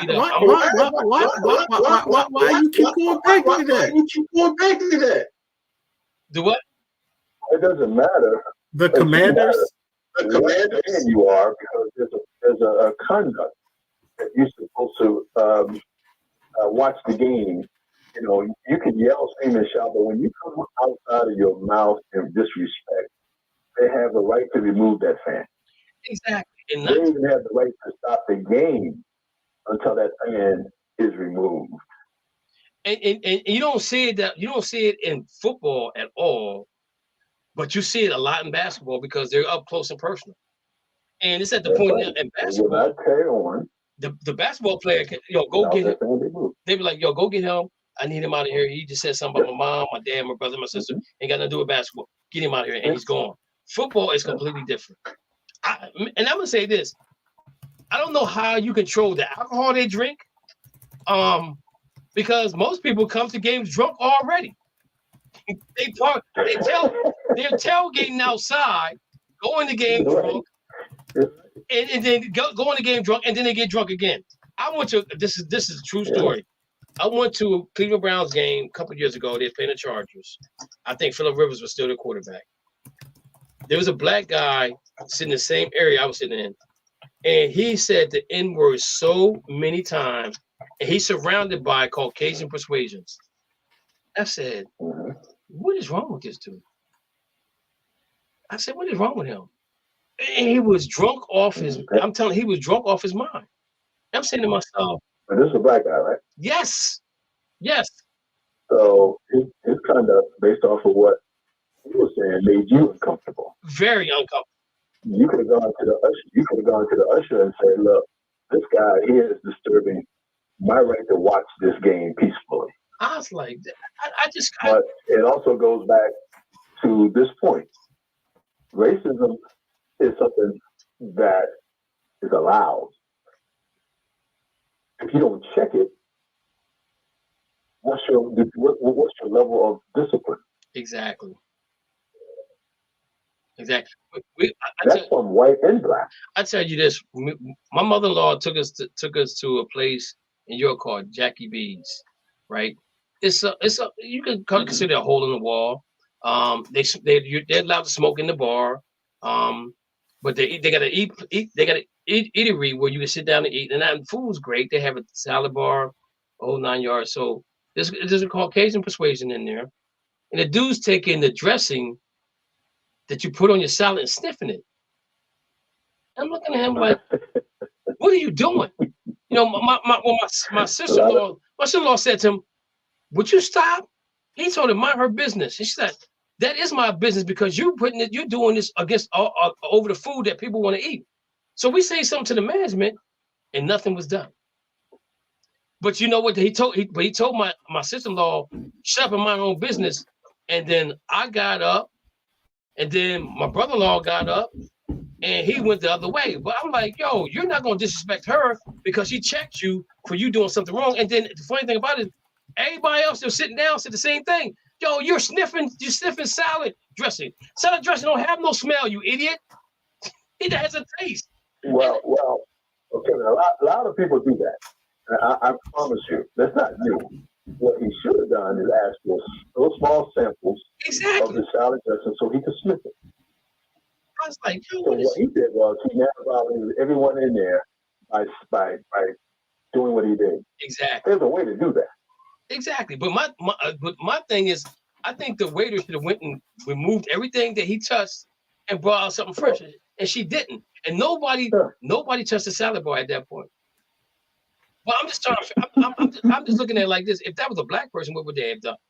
What that person been out. You know, yeah, because we got people in this country that think they're entitled. Absolutely. And they're not entitled. Only thing they're entitled to is working a job, a 9 to 5, and paying their bills. You know, there's ownership of things. And entitled to catch these hands. White supremacy is owned. Racism is owned. Okay, so therefore, they tell me that I'm a black man, I can't be racist. Yes, I can. It's a mindset. It's what I choose to do. It's how I can be a murderer. I can be anything I choose to be. But if you don't check me, and I have free reign with it, that's why we have racism in our sports today, in our country today. Because it's allowed. And it's really getting bad. And again, when it comes to sports, just if I'm playing a bad game, okay, talk about my game, but don't talk about my family. My family ain't got nothing to do with it. You know what I'm saying? That's the part that bothers me more than anything else. So we're gonna move on again. So, but we never talked about Madison. Madison, who got the Instagram post that called him the N-word after yesterday's game. See, I didn't see that. So go ahead. You can go ahead and talk on that. So Alexander Madison, the running back for the Minnesota Vikings, got disgustingly disrespectful messages, calling him the N-word and other slurs after they lost to the Philadelphia Eagles. So even the NFL has come out, but if I was him, I would have put each person on blast. I would have taken a screenshot and posted it on their page so their friends and family could see it, and make sure to copy Facebook on it. So Facebook, Facebook owns Instagram too, making sure that everybody sees it because it's crazy and it needs to stop. We need to call people out for that ignorance. So, and I agree with Coach that you can definitely be racist. The difference is I was looking for another word, but I can't find the word. I don't think it's discriminatory because I was thinking about when you're in power, that's the difference. You can be black and be racist, but you can't have power over people. So I can't remember exactly what the word is. I don't think it's discriminatory because then it's a word that also means that you have power over someone else. Because then when you have power over someone else and you can control what's going on with them, then it's a different level. It's not racism. It's not racist anymore. It's a different word, but I can't think of the word right now. I don't think it's bigotry. But I'll find that word too. But there is a different statement for that. When you have power over someone and you use that, then it's a problem. It's a problem. So okay. So now after we have talked about AstroTurf versus grass for the last 2.5 years. Now all of a sudden Aaron Rodgers gets hurt, and now the league is saying they want them to go to grass. Now, Nah. I'm gonna say this: it ain't gonna happen. Not this season, anyway. No. It's not gonna happen this season because you look at the teams that have AstroTurf versus teams that have grass, and it's crazy. It's crazy. I got it right here. So I had it right here. I thought I had it right here. Or maybe I didn't print it off. The word I was looking for was prejudiced. Okay. Did Aaron Rodgers play in the preseason? He played 2 series, I think. He played, yeah. But he was still. He said he was having a problem with the calf before that. He was having, because if you think about your Achilles, and it's all about stretching your Achilles. That's the big thing. People don't really understand. I got my Achilles at 39 years old. Oof. And Aaron Rodgers is 39, right? Yep. Well, in my profession of being a personal trainer, we know that every year the body deteriorates muscle by a percentage every year. So a lot of the type that you're trying to put on those muscles, it may be just wear and tear. Not the ground, not the turf. I look at it all. Yeah, and that's my thing. If you saw it, they showed it up close. You can see where it popped because it became a hard muscle and then it just shrunk. Right now, and the thing about it is, if anybody knows that Achilles tendon is probably one of the hardest injuries to come back from because it's a lot of work that you got, a lot of training, exercise you got to do to get that muscle back to where it needs to be. I think that Joe Burrows has an issue with that too. I think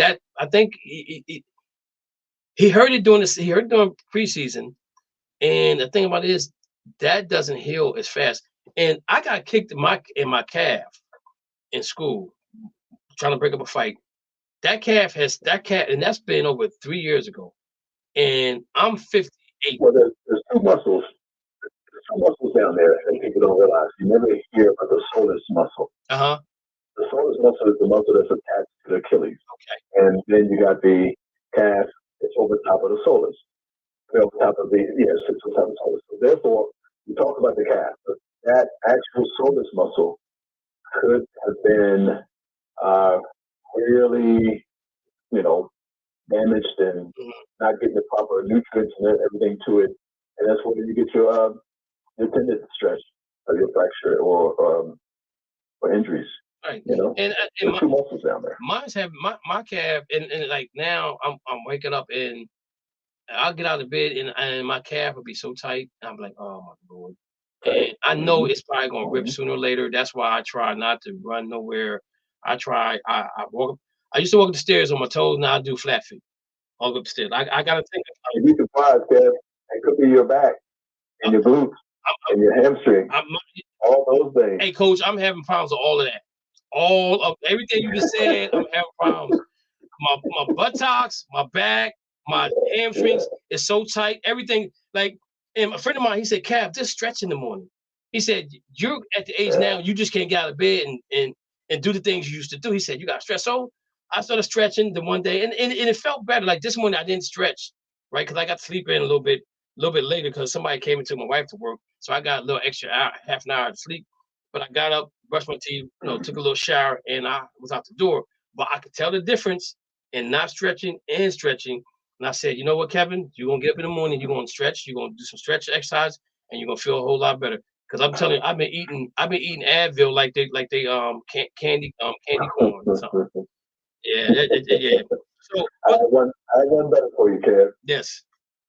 Walk your first mile, get your body temperature warm, then stretch.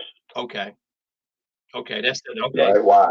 Now that the core temperature is up and the muscles are less strain on pulling.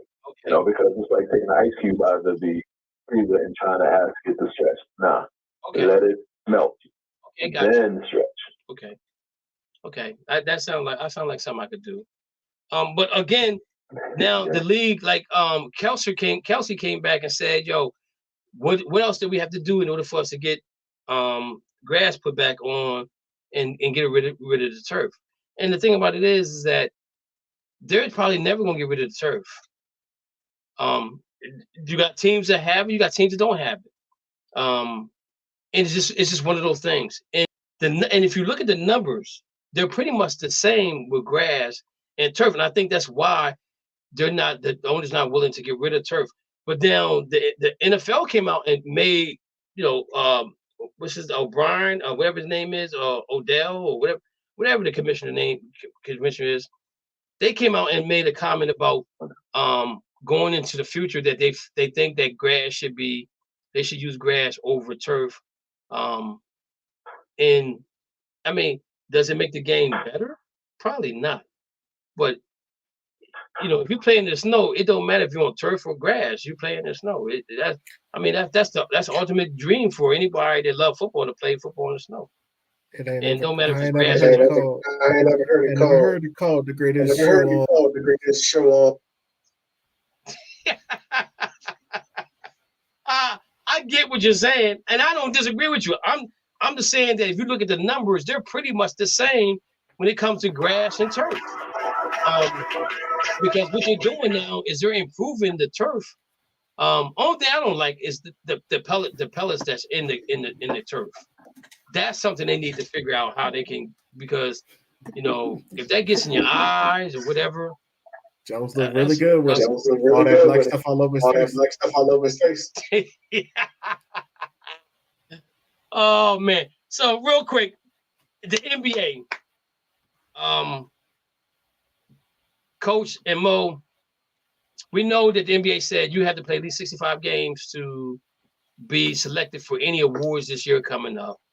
And then they came out and said that load management is you can only have load management for so many games or something like that, which I don't agree with. Coach Mo and Coach and Mo, my solution to the NBA was, if you're going to put a guy on load management, do him like baseball does. If you put him in the DL, then he has to be on it for 14 days. If you're going to put a guy on load management, then he can't play for at least a week. And I don't care if you're at home or if you're on the road, he can't play for a week. And there may be teams that you want to beat, but he can't play. It's simple as that. And now you're gonna get a different story. Okay. Along with that, Mo, you get smart, Kevin. You getting smart for it. So watch it. And I'm gonna say this too. And Mo, check this out. So I'm listening to some coaches talk, professional coaches, and they said they in the office getting a game plan. The trainer comes and says, player A ain't playing today. It's like, what? Oh no, he can't play today. Now they're saying that they can't even go and talk to the player because they feel like they're putting pressure on the player to play. What is going on in the NBA right now? You can't go talk to your player why he can't play because you think you can put pressure on the play. Man, I'm gonna tell you, if I'm Ty Lue out in Clipperland, I'm walking away from that job. I'm like, look, I quit. Don't even pay me. I quit. Don't even pay me. I'll take what you got. What you paid me already? I'll take that, and I'm running, and that's it. I don't got to pay me no more. But I quit. I'm going to another team and play and coach because his hands are tied there. And they want to bring James Harden to the Clippers. All three of them going to be on load management. You know what I'm saying? It's not fair to the fans that we deal with this shenanigans. Paul George never missed games until he started playing with Kawhi. The shenanigans is going on is terrible in the NBA. These players, I mean, I sat there listening to the coaches talk, and I said, man, they're so right. you talk about the Olympics, and I've always said in the Olympics that the professional players should not go to the Olympics because we are better, superior than any other country when it comes to basketball. But the other countries are catching up, per se. You know what I'm saying? So we send anybody to the FIBA games, to the World Games, but then when it comes to the Olympics, you're gonna have LeBron, you're gonna have Jason Tatum. And on top of that, now EMBIID is a United States citizen. He's gonna play for the United States. What in the world is going on with that? You come from Cambodia or Cameroon or wherever in Africa. I can understand if you don't have a basketball team, you want to play for your country. Play for France? Why can he play for France? Because because he know France. Well, France got a good team. But why can he play for France? He got no connection with France. He got no connection with France. But he's not from France. He lived in France. He was born in Africa, right? So I get his point of not want. If they don't have a team, okay, because you don't have a team, you can play. But so I need y'all to help me with this right here. What's his nationality? I mean, he's is he an American citizen? Yes, he became an American citizen about a year ago. He gained French citizenship in 2003. Okay, all right, I get it. But yeah. But my thing is, do they really need him on an Olympic team? Because the game that he plays is not part of that. It's not part of that. The Olympic, I mean, all thing he can do is grab the ball off the rim. They got FIBA rules. The lane goes out wider. The lanes in the paint, they go out wider for you to line up for a free throw, but you can grab the ball off the rim. But again, my thing is right here. United States, this kills me with the United States when it comes to Olympics. You have the soccer team that became all United States citizens, and they're from a different country. You got a coach from a different country, but they're United States soccer team. I mean, I'm trying to understand this. Is it that important for the United States to win the Olympics? Is it really that important? I need to know, because why can't they send the G League players to the Olympics? Why can't they? I mean, and the thing, when you represent your team against the world, it's always going to be important. Okay, but to send players you know that's not going or don't have a high percentage to win, that's silly. Exactly. And the team they had this year, right? It showed they don't play no defense. They played no defense. I'm like, what are you doing? And now they're mad because they lost. They came in what, 4th or 5th place? I mean, we're in the Olympics. We're in the Olympics because we won the gold medal last time. That's the only thing that keep us going to the Olympics. But if we don't win the gold medal in the Olympics one year, now we gotta fight the World Games to get in. We gotta fight for FIBA to get in. And then who are you gonna send in? Coach, it doesn't make any sense to me whatsoever. I understand it. I just don't agree. I just don't agree. No, it doesn't. But I don't either. But it goes back to your point of these guys sitting down for 65 games. Well, if I go to watch LeBron play and he's not playing that night, can I get a refund? And you should be able to. There was a guy. I should be able to. There was a guy that went to go see. Yeah. I think he went to go see LeBron play when he was in Cleveland. He said it cost him almost $3,000 to drive, hotel, in the game. He gets to the game and LeBron doesn't play. He said he wants his money back. Right. What's the money back? That's not fair to the fans. Absolutely. At all. What I would say is that the league has to adopt a real injury format. If you're truly injured, it should be out for at least a period of 3 to 5 days, like you said. Like I'm saying, and it should be. If they do that, they will stop. And I don't know why. If the league can come out and say, okay, you got to play 65 games in order to be first team offense, first team defense, whatever. You know what they're doing.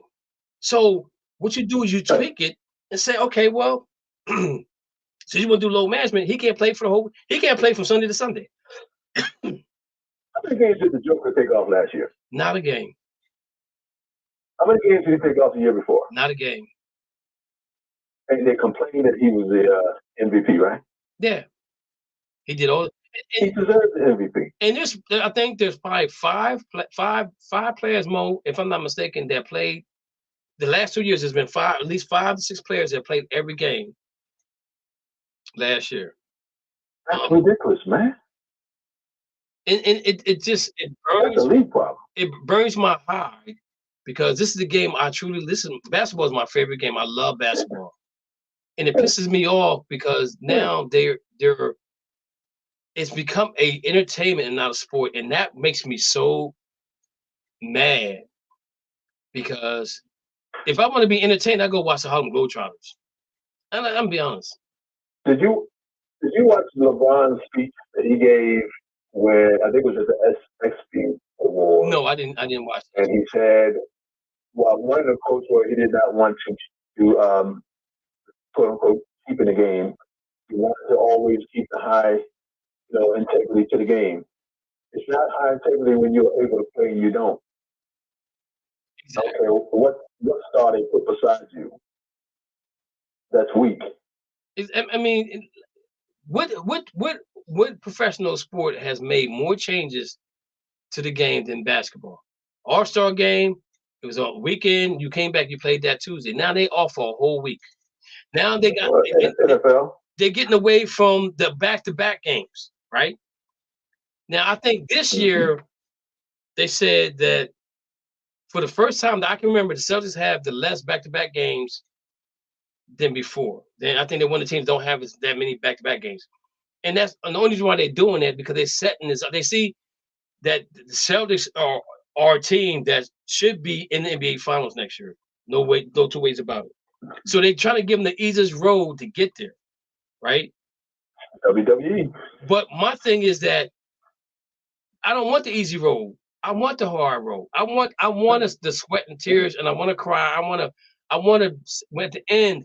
I want to feel good about holding the trophy that I fought so hard to get to. And now you have I'm telling you, if I'm tired, Lou, I'm like, yo, I can't take this no more. Let me leave. Just let me leave. Let me leave. I promise you, I won't. I promise you, I won't go to no team in the West. I will get a job for a team in the East. Because in all actuality, I read an article that he was supposed to be the next Sixers coach, and Doc Rivers threw him underneath the bus and went there, took the job from him. Doc Rivers had raised him up and said, "Go ahead, coach." I don't know why he's coaching. I don't think he's a great coach. If it wasn't for a championship game that LeBron won and the way he put that team together in Cleveland, he's not a head coach. You talking about Tyronn Lue? Yeah, Lou. We're talking about the same one. The Lakers. Yeah, I think he's a player's coach, and I think that's what gets him over because the players like him. Okay. And I think he gets 100% from the other than the Clippers, because you got three. If James Harden goes there, you got 3 players, and if James Harden goes to the Clippers, you can imagine what they're gonna give up. All right, to get James Harden. So you're giving up 3 to 4 players, giving up a draft pick, a couple draft picks for him to come there, and then you got to rebuild all over. So you're gonna build your team around 3 dudes who. And James Harden's probably played more games in the last 2 years than both of them combined. You got 3 dudes that probably going to average 30 games during the season because they're not going to care about the MVP. They all got their money, so money's not a factor for them. So they can sit back and relax, say, "Oh, we'll be ready when the playoffs come." And that's in basketball, that doesn't work. So let me compare something real quick though. And we take Magic, Jordan, Bird. Charles Barkley, Hakeem Olajuwon. How many games do you think they would have taken off in a game? None. What season? None. And all of them, if they didn't play, I mean, and out of all of them, if you really think about, Bird probably was the one that had the worst injuries out of all of them for his back. And he played. And he still played. And he played.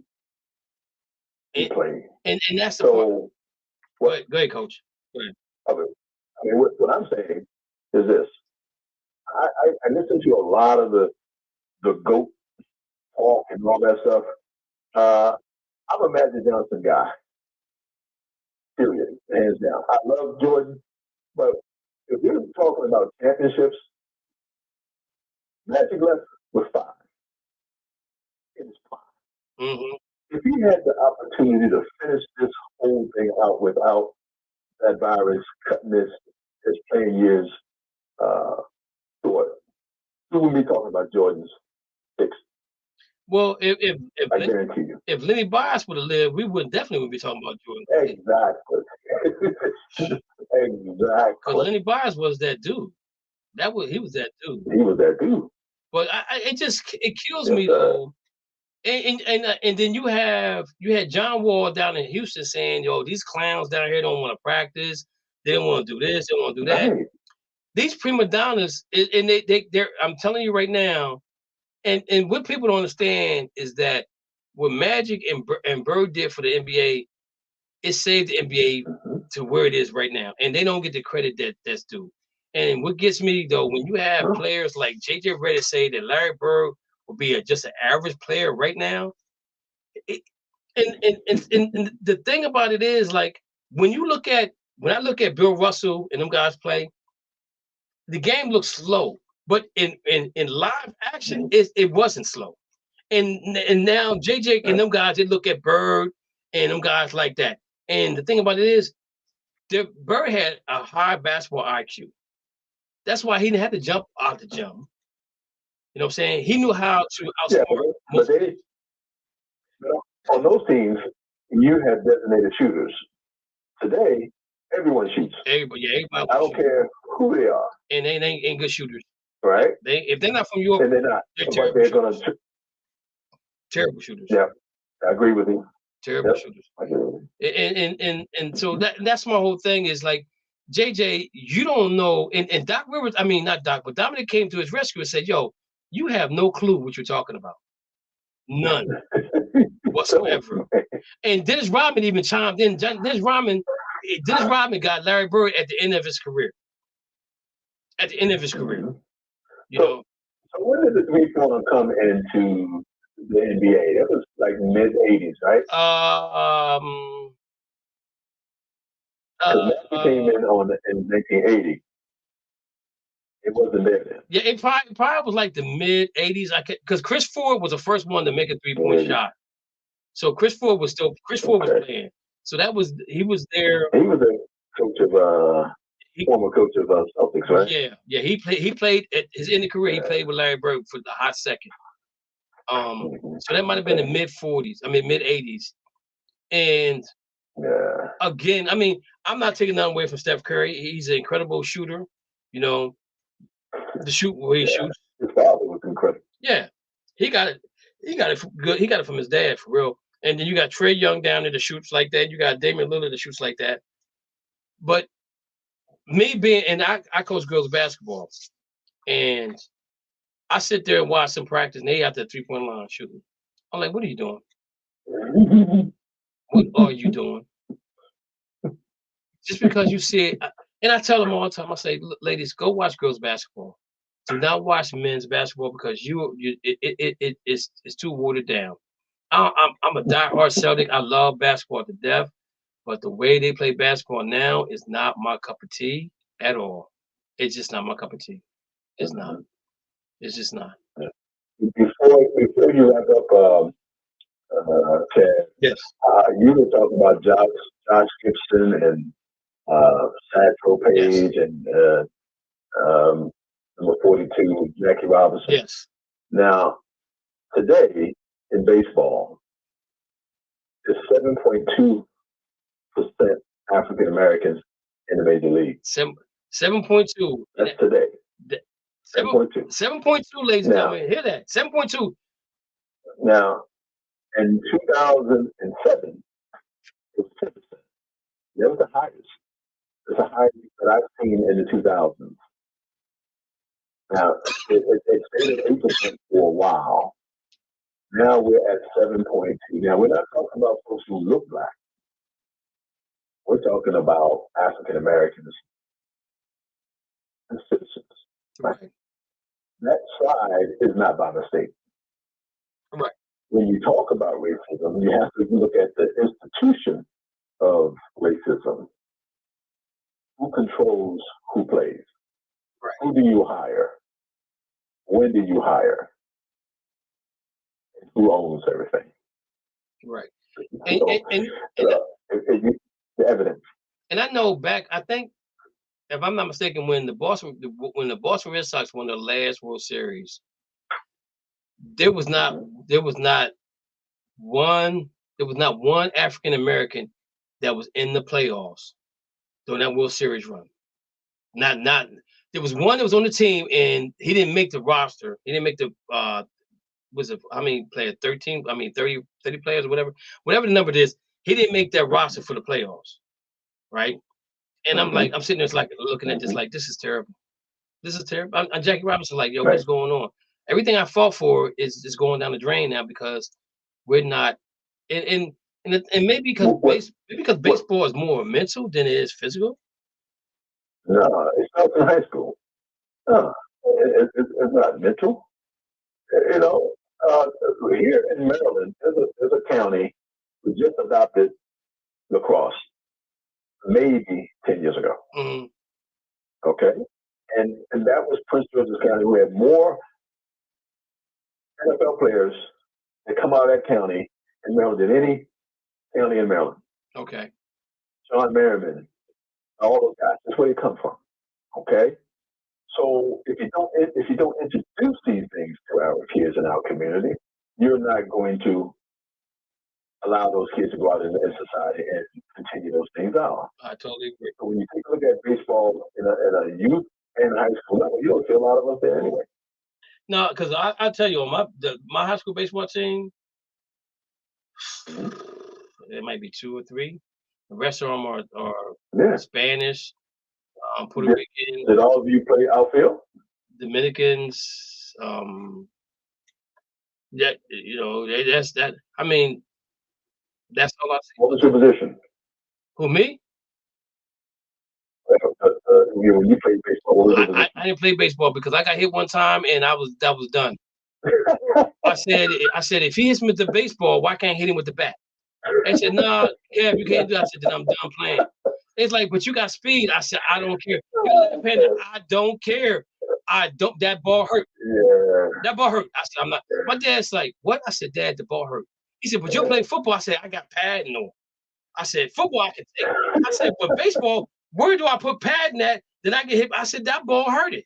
He's like, are you sure? And you know what? I wish I would have played baseball. I really do. I was left-handed. And when we would play like at lunch, at gym, I always played left field, and I was left-handed. It's like, yo, why you don't play baseball?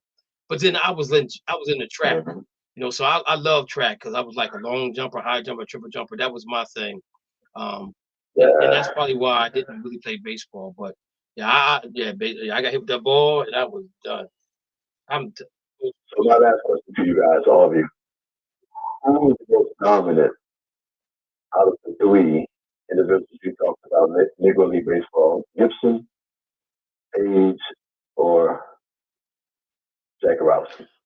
I think Satchel Paige. Dominant now. I think Satchel Paige was most dominant because if what they're saying is like he called the infield in and told him sit down while I pitch to somebody, that's dominance. You know what I'm saying? It's just him by himself. Yeah. I'm just saying. Yeah. Mo, what's your thoughts? I think Gibson. He's the only person ever to get a ball out of Yankee Stadium, out of old Yankee Stadium. Okay. Coach Gray, who you got? Satch, because he controlled who hit, and when they hit. Now, if you weren't tough enough to take that dude, man, that's dominant. Yeah, and I'm hoping somebody comes up with the money to make movies about him and Josh Gibson. I mean, because they're slowly but surely coming out with stuff. Like I watched the movie with George Foreman on on Prime or whatever. That's a story. That's a story that needs to be told. That really needs a story to be told. You know, and it's so many parts of that story that people can relate to. Especially with the mental challenge that our young people have right now. If they would watch that and see how he learned how to box, and he took his anger and put it in the boxing ring. I mean, that's incredible. That's so incredible, man. I tell you, it's just incredible. Yeah. And you got also too, look at your in this country we had schools. My mother went to all black high school in this county that I live in now. Mm-hmm. And when you go down to look at the state records in track, football, baseball, their records are nowhere to be found. They don't recognize them as the records of the county or the state. But they played the same sport. Mm-hmm. And when they would play the white schools, they would wipe the field with them, or the track with them, or the court with them. But those records will never be bought out. That's a story that needs to be told. Yeah, that's a story like the one with in Alexander about moving with Denzel Washington and the football team down there, how they came together as one and did what they did. Yeah. Because my cousin, she said she went to school. Yeah, she said she went to school with one of the coaches that was on the team. She didn't tell me exactly who it was.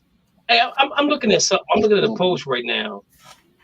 How is it that Dennis Schrader gets the MVP award of the FIBA game, but don't have an NBA contract? It was country. Here's a contract for Germany. No, Germany. No, he don't have a contract. Germany? He doesn't have a contract right now. I thought he does. I thought he's making like a deal. Oh no! He did. They said he did. Okay, they said he just signed a 1-year deal for $2.6 million with the Lakers.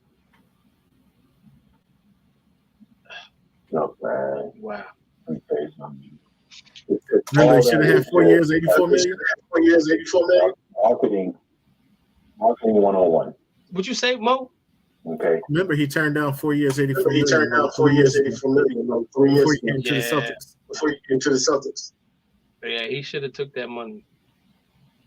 I mean, he's a good player. I don't know if the Lakers is where he needs to be though, but I don't think he's up there. I thought he was with Toronto. No, they said right here. It says last summer Dennis Schrader did not have a. Oh, wait a minute. So this is what it's saying.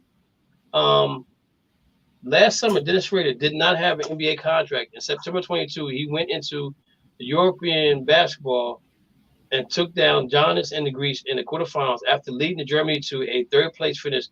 Schrader signs a 1-year deal, $2.6 million with the Lakers. It wasn't much, but it was an opportunity. Schroeder played his role to perfection and helped LA reach the Western Conference Finals. Then this past July, he signed a 2-year, $26 million deal with the Raptors. I didn't see that part. With the Raptors, earning him a bigger role and a payday on a new team. I didn't see that part. Okay, so he did get paid. I did get paid. Okay, that's cool. So, all right, guys, that's it for tonight. That's our show. We talked a lot of stuff. Mo, we're gonna come back and we're gonna revisit this NBA stuff though. We're gonna talk next week. We're gonna talk about this super max players, how they're gonna get super max. They're gonna play 65 games. I'm just gonna give you real quick names of who's up for super max: Bam Adebayo, De'Aaron Fox, Brandon Ingram, Jamal Murray, and Pascal Siakam. I'm gonna say this: Brandon Ingram then signed a contract extension with the Pelicans, so he might be on the move. I'm gonna leave it at that. All right, guys, I appreciate y'all. Got some football going on this weekend. We're gonna see what's going on. Coach Gray, what you got going on in your neighborhood? Anything good? Just a lot of community stuff, helping out, training these young kids, trying to get into college with football. But pretty much it. My year ends on the 1st of November, so I'm taking it easy right now. Okay. There's nothing wrong with that. Yeah. All right. Yeah. It was good talking to you, as always. Pleasure, man. I wanted to chime in tonight, especially with that racism. Yeah, always bring some knowledge to the show. Yeah, this racism thing is just crazy. Good night, guys. Real quick before you go, though, I'm quick story with me. We was playing a basketball game. I think I told Mo this before. We was playing a basketball game against a team from Williamsport, and the guy fouled me and he called me the N-word. So we're at the foul line, and I said to the referee, I said, "You heard what he said?" He says, "I ain't hear nothing." I said, "You didn't hear him call me the N?" He said, "No." I said, "Okay." I've only fouled out one game in my whole high school career. In that game, I gave him every foul I could give him. And the last foul I gave him, I said, "Now you know you gotta come to Harrisburg, so you better be prepared for 5 more." So when they came down to Harrisburg, he didn't come. I said to the teammate, I said, "Yo, where's the other guy that?" "Oh, he wasn't coming down here. He was afraid of you." I said, "Exactly." I said, "I bet he won't call nobody else N-word." You know what I'm saying? So we've all. What year was that? I think I was in the 8th grade then, 7th, 8th grade. Huh? Didn't exist. No, it did not. It did not. It was just a regular foul. I clotheslined him one time. And the referee said, he said, "Hey, number 10, you can't do that." I said, "Oh, I'm sorry." But he didn't come. He didn't come to Harrisburg the next time around. What's up, Mo? Oh, damn. Nothing much. Oh, Nothing. I thought you was reading on something. You know they got the Browns picked to win, beat Pittsburgh at home, right? And I'm just saying. Who is they? Just get that picture ready. I'm getting that. I got the picture ready. Who is they? Who's they? The analysts. Doesn't matter who they are. Yeah, dude. The analysts that said that they weren't going. They said they weren't going to win against Cincinnati, and they proved them wrong. We don't lose on Monday night. It's always time to start a new record. Mm-hmm. We'll see. Also, another good time to start having massages. All right, ladies and gentlemen, we think, hey, Coach Mo, thanks for hanging out with us on a Friday night. We're going to have a lot of fun this season coming up. Oh, boy, I can't wait. Thank you. All right. Here we go, ladies and gentlemen. Good night. Hello, and thank you for tuning into the In the Zone Sports Talk Show Network, LLC, where you can find the best in sports talk television and radio shows. Mondays, check out the Just Us Sports Talk Show from 7 p.m. to 9 p.m. Eastern Standard Time with your hosts, Kevin L. Dixon and Dana Clark. Then Tuesday, we have the Stars Talking Cowboys Sports Show from 7 p.m. to 9 p.m. Eastern with your hosts, Sean Fox, K Boogie, and Cowboys Nikki. And on Wednesday, tune in for the Out the Block Sports Talk Show from 8:30 p.m. to 9:30 p.m. Eastern Standard Time with hosts Robert Lewis, Donna Hainsworth, and Brett Shields. Then meet up with us on Saturday for the Enhanced Sports Talk Show from 4 p.m. to 6 p.m. Eastern with hosts Lou Tenor and Steve Davidson. We also have the DMV Sports Talk Show from 6 p.m. to 7 p.m. Eastern with your host, Razul McGee. As well, we have the Shamrock Sports Talk Show from 7 p.m. to 8 p.m. Eastern with Igor Mintic and Andy Vernon. Finally, rounding out the week, we have on Sunday, That's Not How We See It Sports Talk Show from 8 p.m. to 10 p.m. Eastern with your hosts, Alfred Wallace, Tony Wallace, and Harold Robinson III. These shows come to you by way of the In the Zone Sports Talk Show Network, LLC.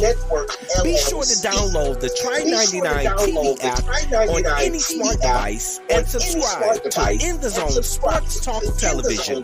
The cost is $4.95. Thank you in advance for your support.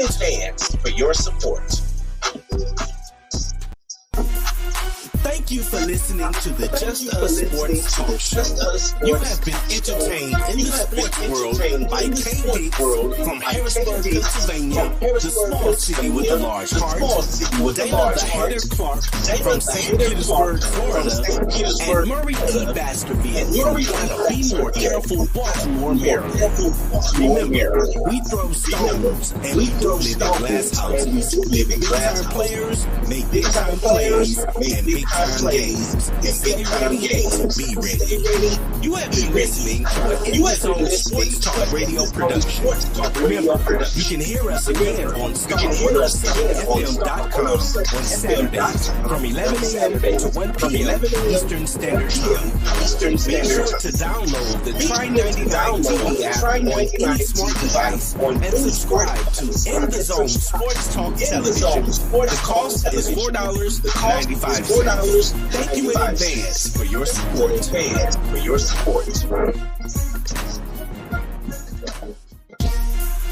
Thank you for listening to